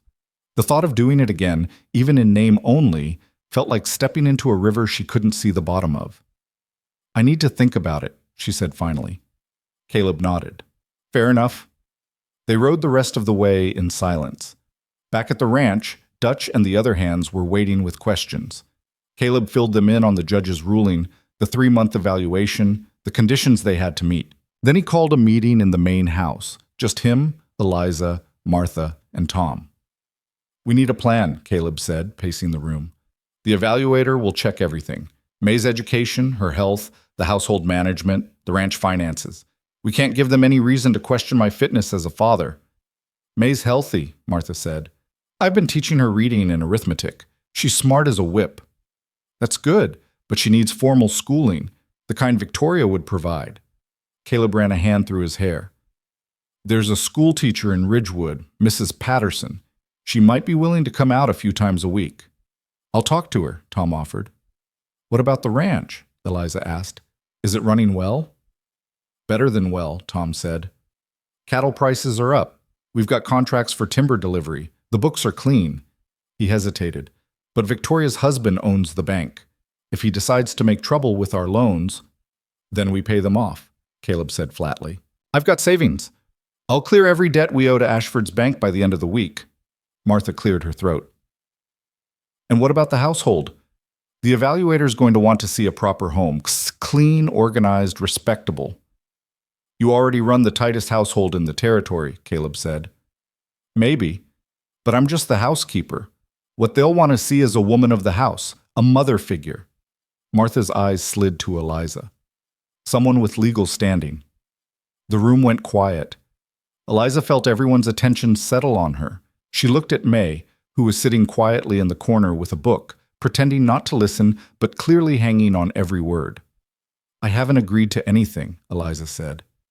I know, Caleb replied, and I'm not going to pressure you, but Eliza, if you say no, I understand. You've already given more than anyone had a right to ask. What happens if I say no? Caleb's face was bleak. Then I hire a governess, someone proper and credentialed. I make sure everything looks perfect on paper, and I hope it's enough. You don't sound convinced. Because I'm not. Victoria's going to fight this with everything she has. She'll find a way to twist whatever we do. But if you're here, if you're legally part of this family, it's harder for her to claim May's being neglected or improperly supervised. Eliza stood and walked to the window. Outside, the sun was setting over the mountains, painting the sky in shades of gold and crimson. The ranch spread out below, peaceful and productive. This could be her home. This could be her family. Or it could be another trap, another way to lose everything she cared about. I need time, she said. Take all the time you need, Caleb said gently. That night, Eliza couldn't sleep. She lay in the comfortable bed in the comfortable room and stared at the ceiling, her mind churning. Marriage, family, responsibility, risk. She thought about Thomas, about the vows they'd made and the life they'd planned. She thought about their son, about the weight of him in her arms and the emptiness when he was gone.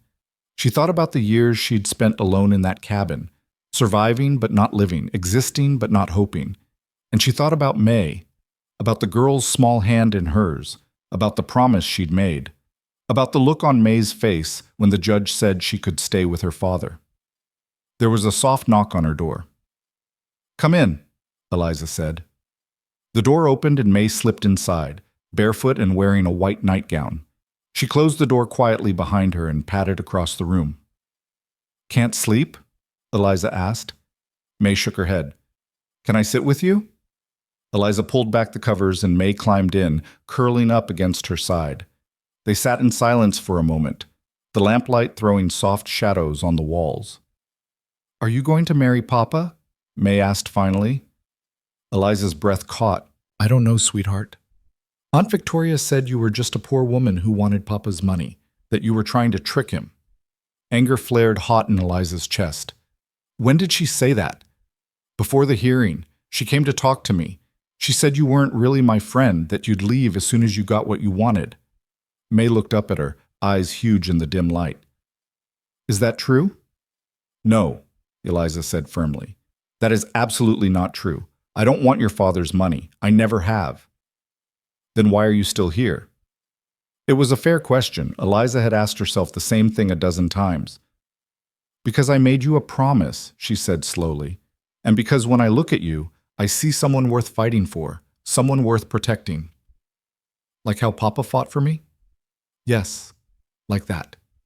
May was quiet for a moment. Then, in a small voice, she said, I wish you were my mama. Eliza's throat tightened. Oh, sweetheart, I know you're not. I know my real mama is dead and she's never coming back. But when you take care of me, it feels like having a mama again. And I don't want that to stop. Eliza pulled the girl closer, blinking back tears. It won't stop. No matter what happens, I'm not going to abandon you. Promise? I promise. May relaxed against her, her breathing evening out. Within minutes, she was asleep. Eliza sat there holding her, feeling the weight of this child's trust, this child's need, and she knew then what her answer would be. She waited until morning to tell Caleb. She found him in the barn, checking on a mare that was due to foal. He looked up when she entered, his expression wary and hopeful at the same time. I'll do it, Eliza said without preamble. I'll marry you. Caleb straightened slowly. You're sure? No, but I'm doing it anyway. She met his eyes. This is for May. We're clear on that. Completely clear. And when the 3 months are up, when the evaluation is done and May is safe, we figure out what comes next. Maybe we stay married on paper. Maybe we don't. But we make those decisions together. Agreed. And you don't owe me anything. I'm not doing this for the ranch or the money or any kind of security. I'm doing it because that little girl deserves a fighting chance. Caleb crossed the distance between them and held out his hand. Thank you, Eliza. I know what this costs you. She shook his hand, feeling the calluses on his palm, the strength in his grip. Let's just make sure it's worth it. They were married 3 days later in a quiet ceremony in the ranch house. The circuit preacher came out from Ridgewood, a kind old man who didn't ask too many questions. Martha and Dutch stood as witnesses. May wore her blue dress and held a handful of wildflowers. The ceremony was brief. Caleb spoke his vows in a steady voice. Eliza repeated hers, meaning every word, even though the circumstances were nothing like she'd imagined. When the preacher said they could kiss, Caleb hesitated, then leaned in and pressed a chaste kiss to her cheek. Thank you, he whispered again. They signed the papers. It was done. That night there was a small celebration. Martha made a cake. The ranch hands raised glasses of whiskey. May danced around the room, delighted that Miss Eliza was now officially part of the family. But when everyone had gone to bed, Eliza stood alone in her room, not theirs, that had been made clear, and looked at the simple gold band on her finger. She was married, again, to a man she barely knew, for a child who wasn't hers. She should have felt trapped. Instead, she felt something else, something like purpose. The next morning, word reached the ranch that Victoria had heard about the marriage. She'd apparently flown into a rage, smashing china in her parlor and screaming that Caleb had made a mockery of her sister's memory. Her lawyer sent a letter claiming the marriage was fraudulent, a transparent attempt to circumvent the court's oversight. Carson's response was swift. The marriage was legal, documented, and none of Victoria's business. The court had ordered an evaluation in 3 months. Until then, she had no standing to interfere. But Eliza knew Victoria wouldn't let it rest. A woman like that never did. She was proven right a week later when Caleb came in from the south pasture, his face grim. Someone cut the fence line, let about 50 head of cattle wander off. Could it have been an accident? Eliza asked. The cuts were clean, deliberate, and there were boot prints leading back toward the road. Tom came in behind him. Found this nailed to the fence post. He held up a piece of paper with a single word scrawled in black ink. Thief. She's trying to make it look like I'm mismanaging the ranch, Caleb said. Trying to build a case that everything's falling apart. What are you going to do? Round up the cattle, post more guards, document everything so when the evaluator comes, I can show this is sabotage, not negligence. He looked tired, and hoped she doesn't escalate. But Victoria did escalate. Over the next 6 weeks, the incidents continued. Supplies went missing.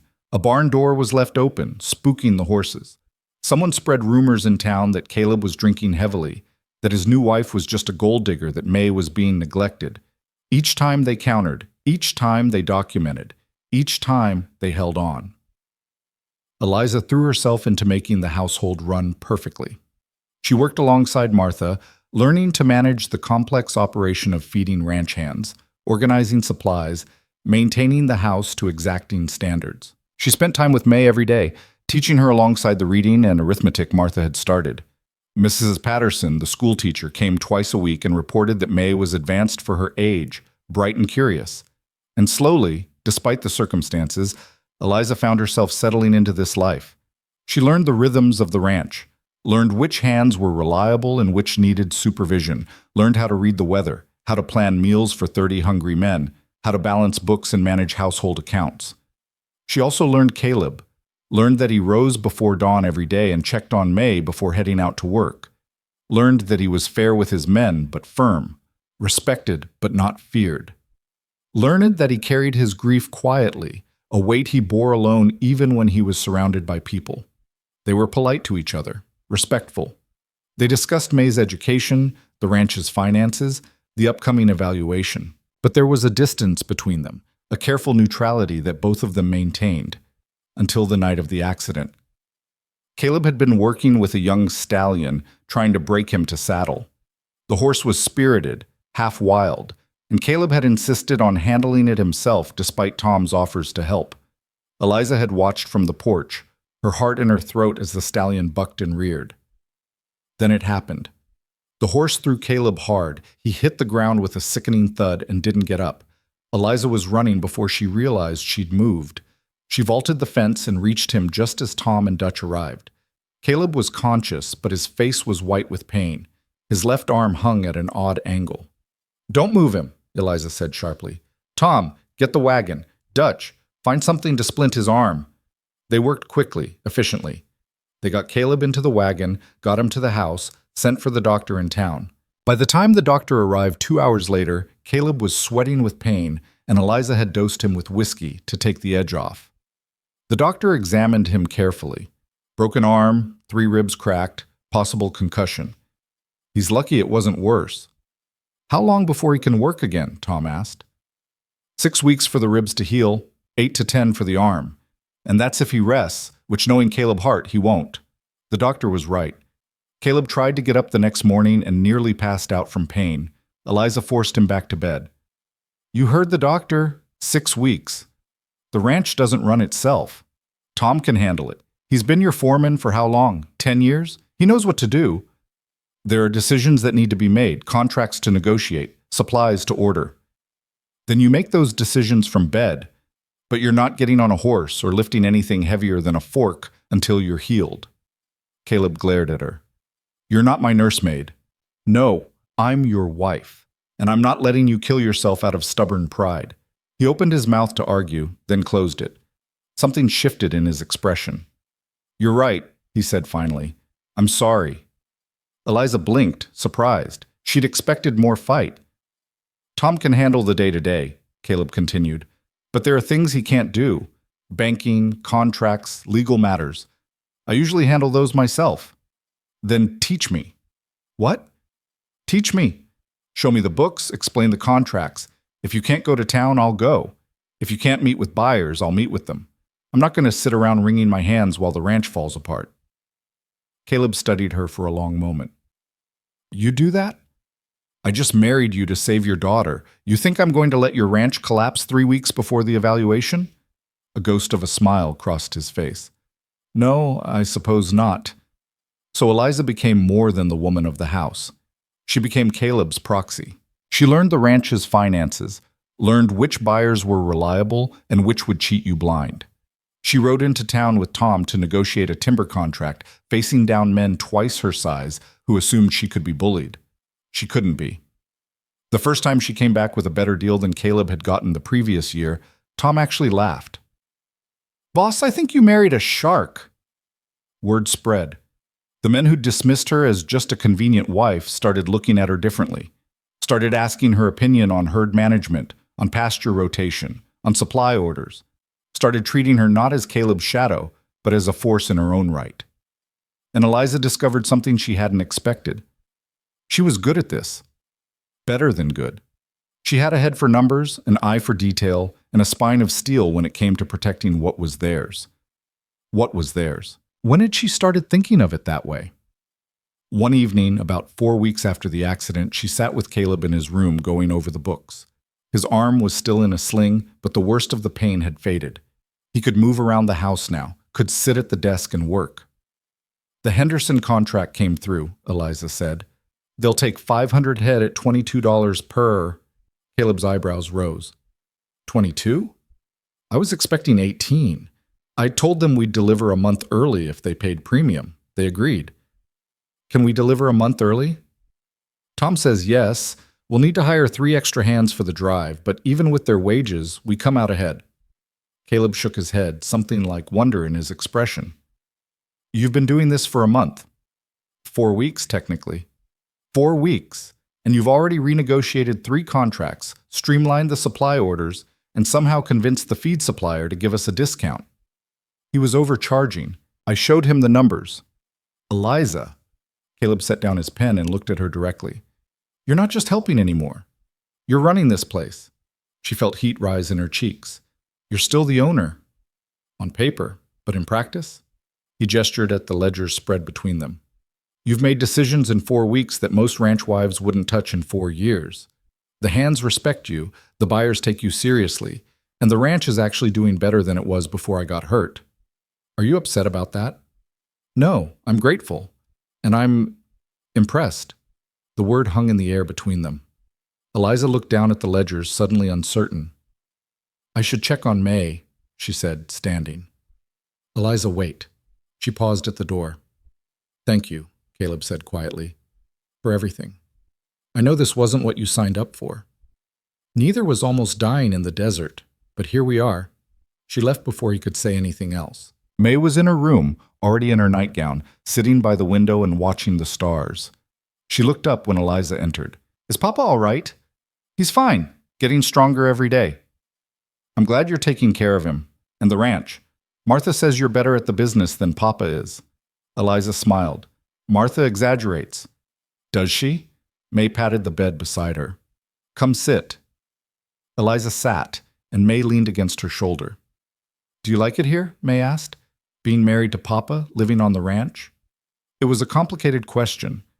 Eliza thought about the work, the responsibility, the constant threat of Victoria making another move. But she also thought about mornings watching the sun rise over the mountains, about the satisfaction of closing a good deal, about the way the ranch hands nodded to her with respect. Yes, she said honestly. I do. Good, because I like having you here. You make everything feel safer. Eliza kissed the top of May's head. That's what I'm here for. But that night, lying in her own bed, Eliza acknowledged the truth she'd been avoiding. This wasn't just a marriage of convenience anymore. She cared about this place, cared about the people who lived and worked here, cared about May with a fierceness that scared her. And Caleb, that was more complicated. She respected him, trusted him, had seen his strength and his vulnerability, had watched him love his daughter with everything he had seen the way he treated his workers with fairness, the way he shouldered responsibility without complaint. But respect wasn't love. Trust wasn't intimacy. They were partners in a business arrangement, nothing more. She told herself that firmly, believed it. Until the day the court evaluator arrived. He came without warning, which was apparently intentional. A thin man in a black suit carrying a leather satchel and a sour expression. His name was Mr. Wesley, and he made it clear from the start that he considered this assignment beneath him. I'll need to inspect the premises, he announced. The house, the grounds, the child's living conditions. I'll interview staff, and I'll speak privately with both Mr. and Mrs. Hart. Eliza's stomach tightened. This was it, the moment everything hung on. Wesley spent 3 hours going through the house room by room. He examined May's bedroom, her books, her clothes. He inspected the kitchen, the parlor, the storerooms. He asked Martha pointed questions about household management, about May's daily routine, about whether there was evidence of drinking or violence or neglect. Martha answered each question with the truth, her voice steady and sure. Then Wesley interviewed May. Eliza and Caleb had to wait outside, listening to the murmur of voices through the door. When May finally emerged, she looked shaken but composed.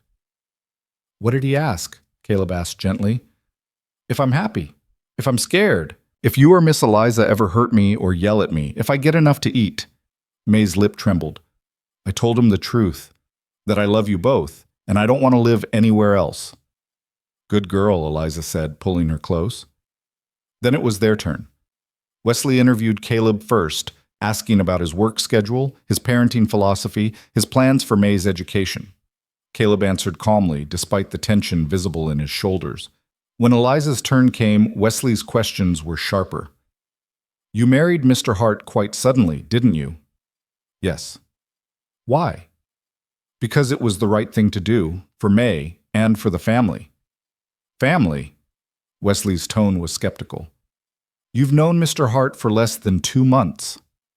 I've known him long enough to see the kind of man he is. And what kind is that? The kind who crawls through the desert to save his daughter. The kind who works himself to exhaustion to provide for the people who depend on him. The kind who deserves respect, not suspicion. Wesley made a note. Some would say this marriage is a sham, a legal maneuver to prevent Mrs. Ashford from gaining custody. Some would be wrong. Are you in love with Mr. Hart? The question caught her off guard. Eliza's mind raced.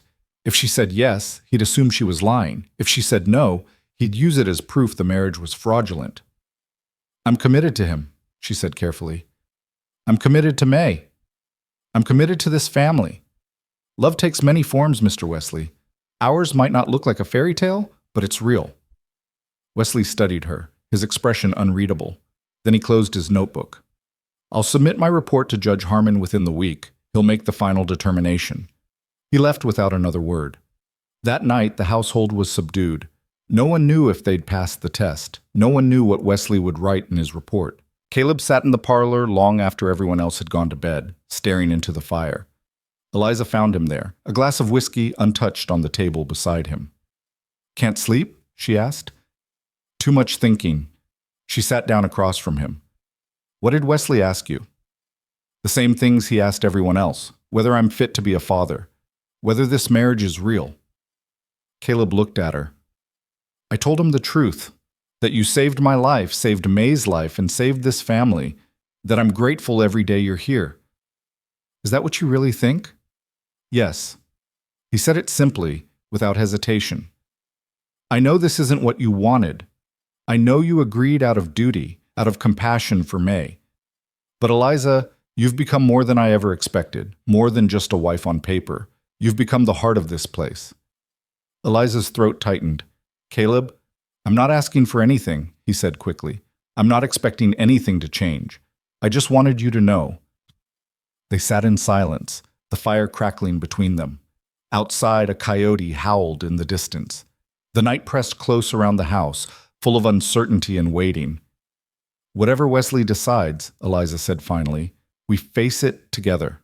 Caleb met her eyes. Together. The week that followed Wesley's visit stretched like wire pulled too tight. Every sound made Eliza's heart jump. Was it a rider bringing news? Every knock at the door sent Caleb to his feet. May grew quieter, watching them both with worried eyes that understood more than a child should have to. On the 6th day, Carson arrived unannounced just after breakfast. His face was carefully neutral, giving nothing away. Eliza's hands stilled over the dishes she'd been washing. Caleb stood from the table, his jaw set. "Judge Harmon made his decision," Carson said without preamble. He pulled a folded document from his coat pocket. Wesley's report was mixed.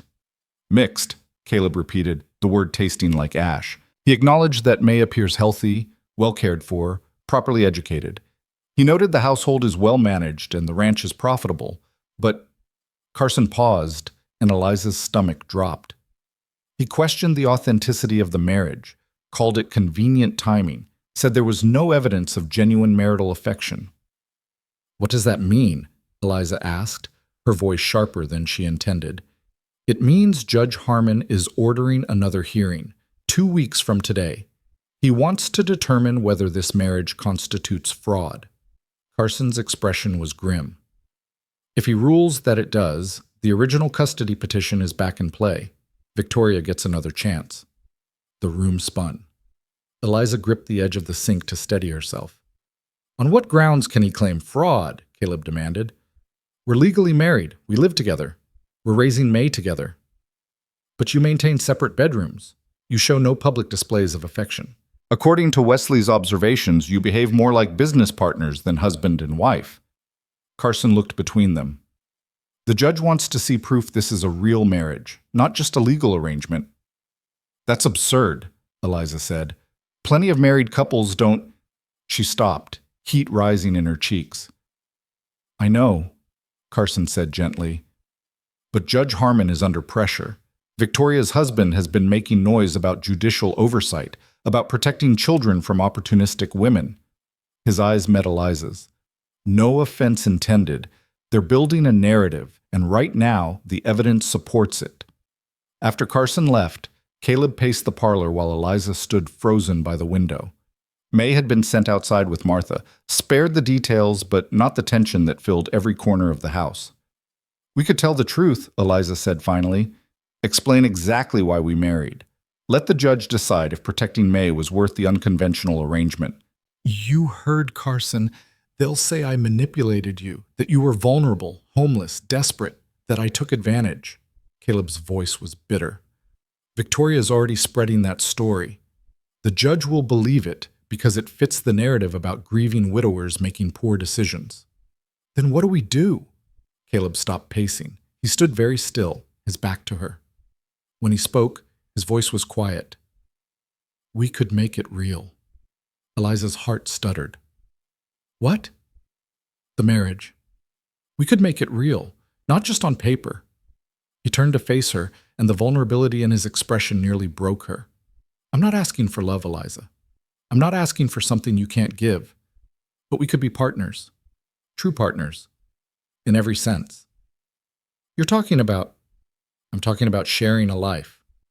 Sharing a room, if necessary. Being a married couple, in fact, not just in name. He took a step toward her. I know it's not what either of us planned, but May needs us both, and maybe we need each other too. Eliza's throat was tight. She thought about the weeks since they'd married, the way they'd fallen into a rhythm, working together, making decisions together, building something neither of them had expected. The way Caleb made her coffee exactly how she liked it without asking. The way he listened when she talked about the ranch accounts, treating her opinions as equal to his own. The way her heart had started to speed up when she heard his footsteps in the hall. I'm scared, she admitted. So am I. I lost everything once. My husband, my son, my future. I barely survived it. Her voice cracked. I don't know if I can risk that kind of pain again.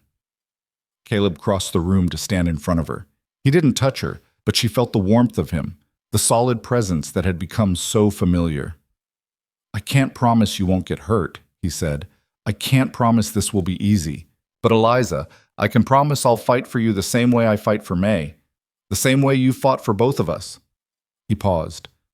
You're not alone anymore. Unless you want to be. She looked up at him, at the face she'd come to know so well, the eyes that held grief and hope in equal measure. And she made a choice. I don't want to be alone, she whispered. Something shifted in Caleb's expression. Relief, wonder, something deeper. Slowly, giving her time to pull away, he raised his hand and cupped her cheek. His palm was warm and calloused against her skin. Then we do this together, he said. All of it. The hearing, the ranch, May, our life. We do it as husband and wife. For real this time. Eliza leaned into his touch. For real. When he kissed her, it was nothing like the chaste peck at their wedding. It was careful and questioning, an exploration and a promise all at once. Eliza's hands came up to grip his shirt, anchoring herself as the world tilted and reformed around them. When they finally pulled apart, both breathing unsteadily, Caleb rested his forehead against hers. I should tell you something, he said, before we go any further. Eliza's pulse jumped. What? I'm falling in love with you. Maybe I have been since you stood on your porch with that rifle and refused to let me die in peace. A ghost of a smile touched his lips. I didn't plan it, didn't want it, but it's true. Her heart was pounding so hard she was sure he could hear it. Caleb, you don't have to say it back. I'm not expecting. I'm falling in love with you too, she interrupted. The words tumbled out, terrifying and liberating at once. I didn't want to. I tried not to. But somewhere between the desert and the courtroom and learning to run this ranch, you became more than just May's father. You became mine. His arms came around her then, pulling her close. She buried her face in his chest, feeling his heart beating as fast as her own. They stood like that for a long moment, holding each other in the quiet parlor while outside the ranch went about its business, unaware that everything had just changed. That evening they told May together. The girl looked between them, her eyes widening with understanding and delight. Does this mean you're going to be married for real, like in the stories? Yes, Caleb said, smiling. For real. May launched herself at both of them, wrapping her small arms around them as far as they would reach. I knew it. I told Martha you were in love, but she said I was being silly, but I was right. Eliza laughed, the sound startled out of her. When was the last time she'd laughed like that? You're very smart, sweetheart. I know. May pulled back, suddenly serious. Does this mean Aunt Victoria can't take me away? It means we're going to make sure she can't, Caleb said. We're going to show the judge that we're a real family, Because we are. We always were, May said simply. Even before. That night, Eliza moved her things into Caleb's room. It felt strange and right all at once, hanging her dresses beside his shirts, setting her brush on the dresser next to his, sliding into bed beside him instead of lying alone in the dark. They talked late into the night, sharing stories they'd never had time for before. Caleb told her about growing up on the ranch, about his father's stern guidance and his mother's gentle wisdom, about meeting Sarah at a church social and knowing immediately she was the one, about the joy of May's birth and the devastation of Sarah's death. Eliza told him about Thomas, about their dreams of building a life together, about the brutal fever that took him, then their son, about the years in the cabin, surviving but not living, until the day she heard a child crying in the desert. I think Sarah would have liked you, Caleb said, his arm around her shoulders as she lay against his chest. She always said I needed someone who could stand up to me. And Thomas would have liked you, Eliza replied. He always said I needed someone who could match my stubbornness. They fell asleep like that, wrapped together, and for the first time in years, Eliza slept without nightmares. The next 2 weeks passed in a blur of preparation. Carson coached them on what to expect at the hearing. Martha helped Eliza select a dress that would project respectability and confidence. Tom made sure the ranch accounts were pristine and ready for inspection. But more than that, Eliza and Caleb built something real. They worked side by side during the day, made decisions together, presented a united front to the hands and the world. At night, they talked and laughed and learned each other's rhythms. The careful distance that had defined their early marriage melted away, replaced by genuine partnership and growing love. May blossomed under it all. The worry that had shadowed her eyes faded. She started laughing more, playing more, acting like the child she should have been all along. 3 days before the hearing, Victoria made her final move. Eliza was in town with Tom, meeting with the feed supplier when she saw the crowd gathered outside the general store. Women in fine dresses clustered together, their voices low and sharp. As Eliza approached, they fell silent, their eyes tracking her with cold assessment. One of them stepped forward, a woman Eliza recognized from the courthouse. Mrs. Winters, wife of the bank president and Victoria's closest friend. Mrs. Hart, she said, the title dripping with disdain. Or should I say Mrs. Crow? I hear you're having trouble deciding which name to use. Eliza kept her voice level. Is there something I can help you with, Mrs. Winters? Just wondering if you're aware of what people are saying about you and your convenient marriage. I don't concern myself with gossip. Don't you? Then perhaps you should. Mrs. Winters' smile was razor sharp. People are saying you seduced a grieving widower, that you manipulated your way into his home and his bed, that you're nothing but a gold digger using a child to secure your fortune. Heat flooded Eliza's face, but she held her ground. People can say whatever they like. The truth doesn't change. And what is the truth? That you went from living in a shack to running one of the biggest ranches in the territory in less than 3 months? That seems rather fortunate, doesn't it? That seems like a woman making the most of the opportunities she's given, Eliza said. Something you might understand if you'd ever worked a day in your life. Mrs. Winters' face flushed red. The other women gasped. But before anyone could respond, a new voice cut through the tension. Mrs. Hart is correct. Everyone turned. Mrs. Patterson, the schoolteacher, stood in the doorway of the store. She was a small woman, older, with kind eyes and steel in her spine. I've been teaching May Hart for weeks now, Mrs. Patterson continued. That child is thriving. She's bright, well-adjusted, and clearly loved by both her father and stepmother. Whatever gossip you're spreading, Mrs. Winters, it has no basis in fact. You're being paid by the Harts, Mrs. Winters snapped. Of course you'd defend them. I'm paid to teach, not to lie. And I'm telling you that May Hart has a good home with parents who care for her. If you can't accept that, perhaps it's because your friend Mrs. Ashford has poisoned your perception. Mrs. Patterson turned to Eliza. Pay them no mind, dear. Some people have nothing better to do than tear down what they can't have. Eliza felt her throat tighten with gratitude. Thank you. That evening, she told Caleb what had happened. His face darkened with anger. Victoria's making this personal now, attacking your reputation. Let her, Eliza said. We know the truth. The people who matter know the truth. That's what counts. Is it? Caleb's jaw was tight. Eliza, I've dragged you into this mess. Your name is being dragged through the mud because of me. No, because of her. Eliza took his hand. And I'd do it again, every single part of it, because at the end of it all, I got you and May. That's worth any amount of gossip. The day of the hearing arrived cold and clear. They dressed carefully, Caleb in his best suit, Eliza in a dark blue dress that Martha had altered to fit perfectly. May wore white, looking solemn and young. The courthouse was packed. It seemed like half the town had turned out, drawn by scandal and spectacle. Victoria sat in the front row on the left, her expression triumphant. Mrs.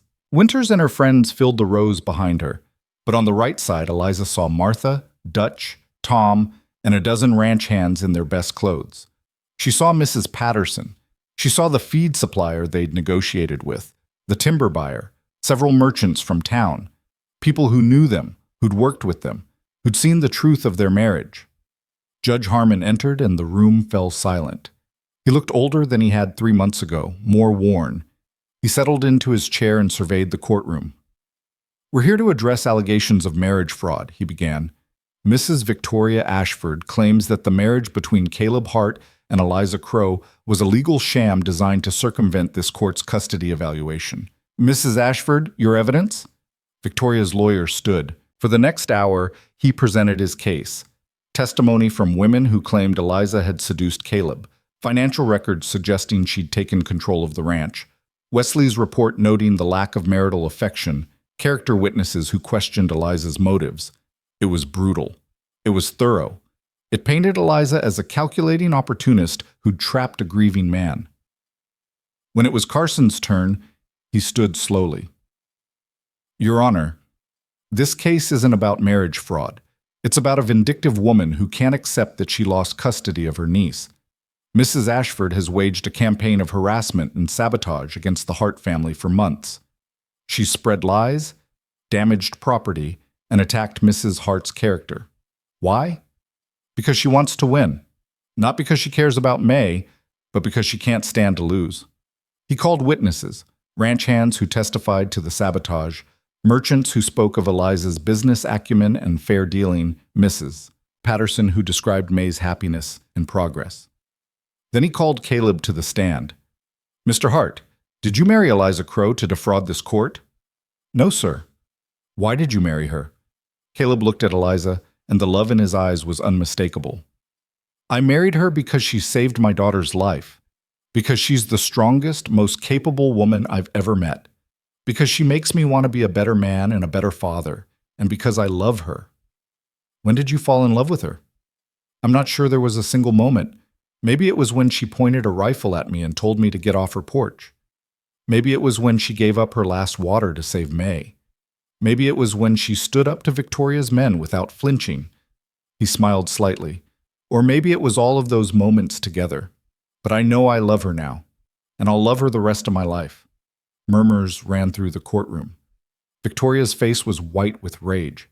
Then Carson called Eliza. She walked to the stand on shaking legs, placed her hand on the Bible, swore to tell the truth. She sat down and looked at Carson, at the packed courtroom, at May's small, worried face. Mrs. Hart, did you marry Caleb for his money? No. For security? For a home? No. Then why? Eliza's voice was steady. I married him because May needed a mother and I needed a purpose. Because I'd spent 3 years surviving alone and I was tired of just surviving. Because he offered me a chance to be part of something bigger than my own grief. She paused. I married him out of duty, but I stayed out of love. You love him? Yes, more than I thought I could love anyone after my first husband died. Caleb Hart is a good man, a devoted father, and the best partner I could have asked for. Our marriage might have started as convenience, but it became real. It is real. Carson nodded. No further questions. Victoria's lawyer stood for cross-examination. His questions were sharp, probing, designed to trap her, but Eliza had lived through worse than courtroom games. She answered each question truthfully, refused to be rattled, held her ground. Finally, he ran out of ammunition and sat down. I'd like to call one more witness, Carson said. May Hart. The courtroom stirred. Judge Harmon frowned. The child has already testified.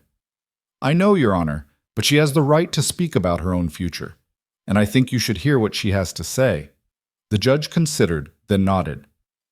Very well. May walked to the stand, so small she needed a cushion to be seen properly. She looked terrified, but determined. May, Carson said gently, do you understand what's happening today? Yes, sir. Aunt Victoria is trying to take me away from Papa and Mama Eliza. Eliza's heart stopped. Mama Eliza. May had never called her that before. Do you want to live with your aunt? No, sir. Why not? May's voice was clear and firm. Because she doesn't love me. She just wants to win. But Papa loves me. And Mama Eliza loves me. They take care of me and teach me and make me feel safe. That's what families do. But May, Carson said carefully, your father and Eliza haven't been married very long. How do you know they really love each other? May looked at him like he'd asked a very silly question. Because I see it every day. The way Papa makes Mama coffee in the morning. The way Mama fixes Papa's collar before he goes to town. The way they hold hands when they think I'm not looking. The way they talk to each other and smile at each other and work together. Her voice grew stronger. My real Mama is gone. I miss her every day. But Mama Eliza isn't trying to replace her. She's just loving me the way my real Mama would have wanted. And she loves Papa, and he loves her. Anyone with eyes can see it. The courtroom was utterly silent. Thank you, May, Carson said softly. That's all. May climbed down and ran to Eliza, who pulled her into her arms, tears streaming down her face. Judge Harmon sat back in his chair. He looked at Victoria, at Caleb and Eliza, at May clinging to the woman she called Mama. I've heard enough, he said. Mrs. Ashford, your petition is denied. The marriage between Caleb and Eliza Hart is legitimate and lawful. May Hart will remain in her father's custody. Furthermore, I am issuing a restraining order. You are not to approach the Hart property or contact May without explicit permission from her legal guardians. If you violate this order, you will be held in contempt. He banged his gavel. This case is closed. The courtroom erupted. Victoria stood, her face twisted with fury, screaming about corruption and injustice. Her lawyer tried to calm her, but she shoved him away and stormed out, her supporters scattering in her wake. Caleb swept May into his arms. Eliza stood on shaking legs as Martha and the ranch hands crowded around, congratulating them, celebrating. Carson shook Caleb's hand, then Eliza's. Congratulations, Mrs. Hart, he said, smiling. You're officially a family. Outside the courthouse, the autumn sun was bright and warm. Caleb set May down, and the girl immediately grabbed both their hands. Can we go home now? She asked. Eliza looked at Caleb. Home. Yes, that's what it was. Not just a ranch or a house, but home. Yes, sweetheart, Caleb said. Let's go home. The weeks that followed were the happiest Eliza had known in years. Victoria disappeared from their lives. Rumor had it she and her husband had moved to Denver, unable to face the humiliation of their defeat. The ranch flourished under their joint management. May thrived, growing more confident and joyful with each passing day. But more than that, Eliza and Caleb built a marriage that was real in every sense. They worked together during the day, made love at night, raised May together, faced challenges as partners. The careful distance of their early arrangement had been replaced by genuine intimacy and deep love. One evening in early spring, almost a year after Eliza had first found them in the desert, she stood on the porch watching the sun set over the mountains. May was inside doing her lessons. Caleb came out and wrapped his arms around her from behind. What are you thinking about? He asked. About how different everything is from a year ago. How I was alone and empty and just trying to survive another day. And now? Eliza turned in his arms and looked up at him. Now I have everything. A husband I love. A daughter who calls me Mama. A home. A purpose. A future. Caleb kissed her forehead. We have something else too. What's that? A new beginning for all of us. He was right. The drought that had nearly killed them had also brought them together. The fight that had tested them had made them stronger. And the love that had grown between them, unexpected, unplanned, but undeniably real, had given them all something worth fighting for. Papa, Mama Eliza, May's voice called from inside. Come look, I finished my arithmetic. They smiled at each other, then went inside together, hand in hand. Later that night, after May had gone to bed, Eliza found a letter on the desk in Caleb's study. It was in Martha's handwriting, addressed to both of them.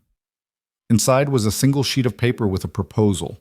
Martha wanted to use part of the ranch to create a refuge for women escaping difficult situations, women like Eliza had been, alone and desperate and needing a second chance. Eliza showed it to Caleb. He read it carefully, then looked at her. "What do you think?" She thought about the cabin where she'd nearly died, about the loneliness and despair that had defined those years, about the chance she'd been given to build something new. "I think we should do it," she said. "I think we should give other women what this ranch gave me. Hope." So they did. Over the months that followed, they converted the old bunkhouse into living quarters, hired staff, spread the word. Women came, some alone, some with children, all carrying stories of loss and hardship and survival. Eliza worked with each one, helping them learn skills, find their strength, plan their futures. Some stayed a few months and moved on. Others settled in the area, started businesses, built new lives. The ranch became known not just for its cattle and timber, but for the second chances it offered. May grew up surrounded by strong women who'd overcome impossible odds. She learned that survival wasn't weakness, that asking for help wasn't failure, that starting over took more courage than giving up. And years later, when May was grown and the ranch had helped hundreds of women find their feet again, people would ask Eliza how it all started. She would smile and say, "It started with heat and desperation, with a little girl crying in the desert and a man crawling through dust to save her." But it became something more. It became proof that even in the harshest drought, even in the deepest grief, something beautiful could grow. It became home.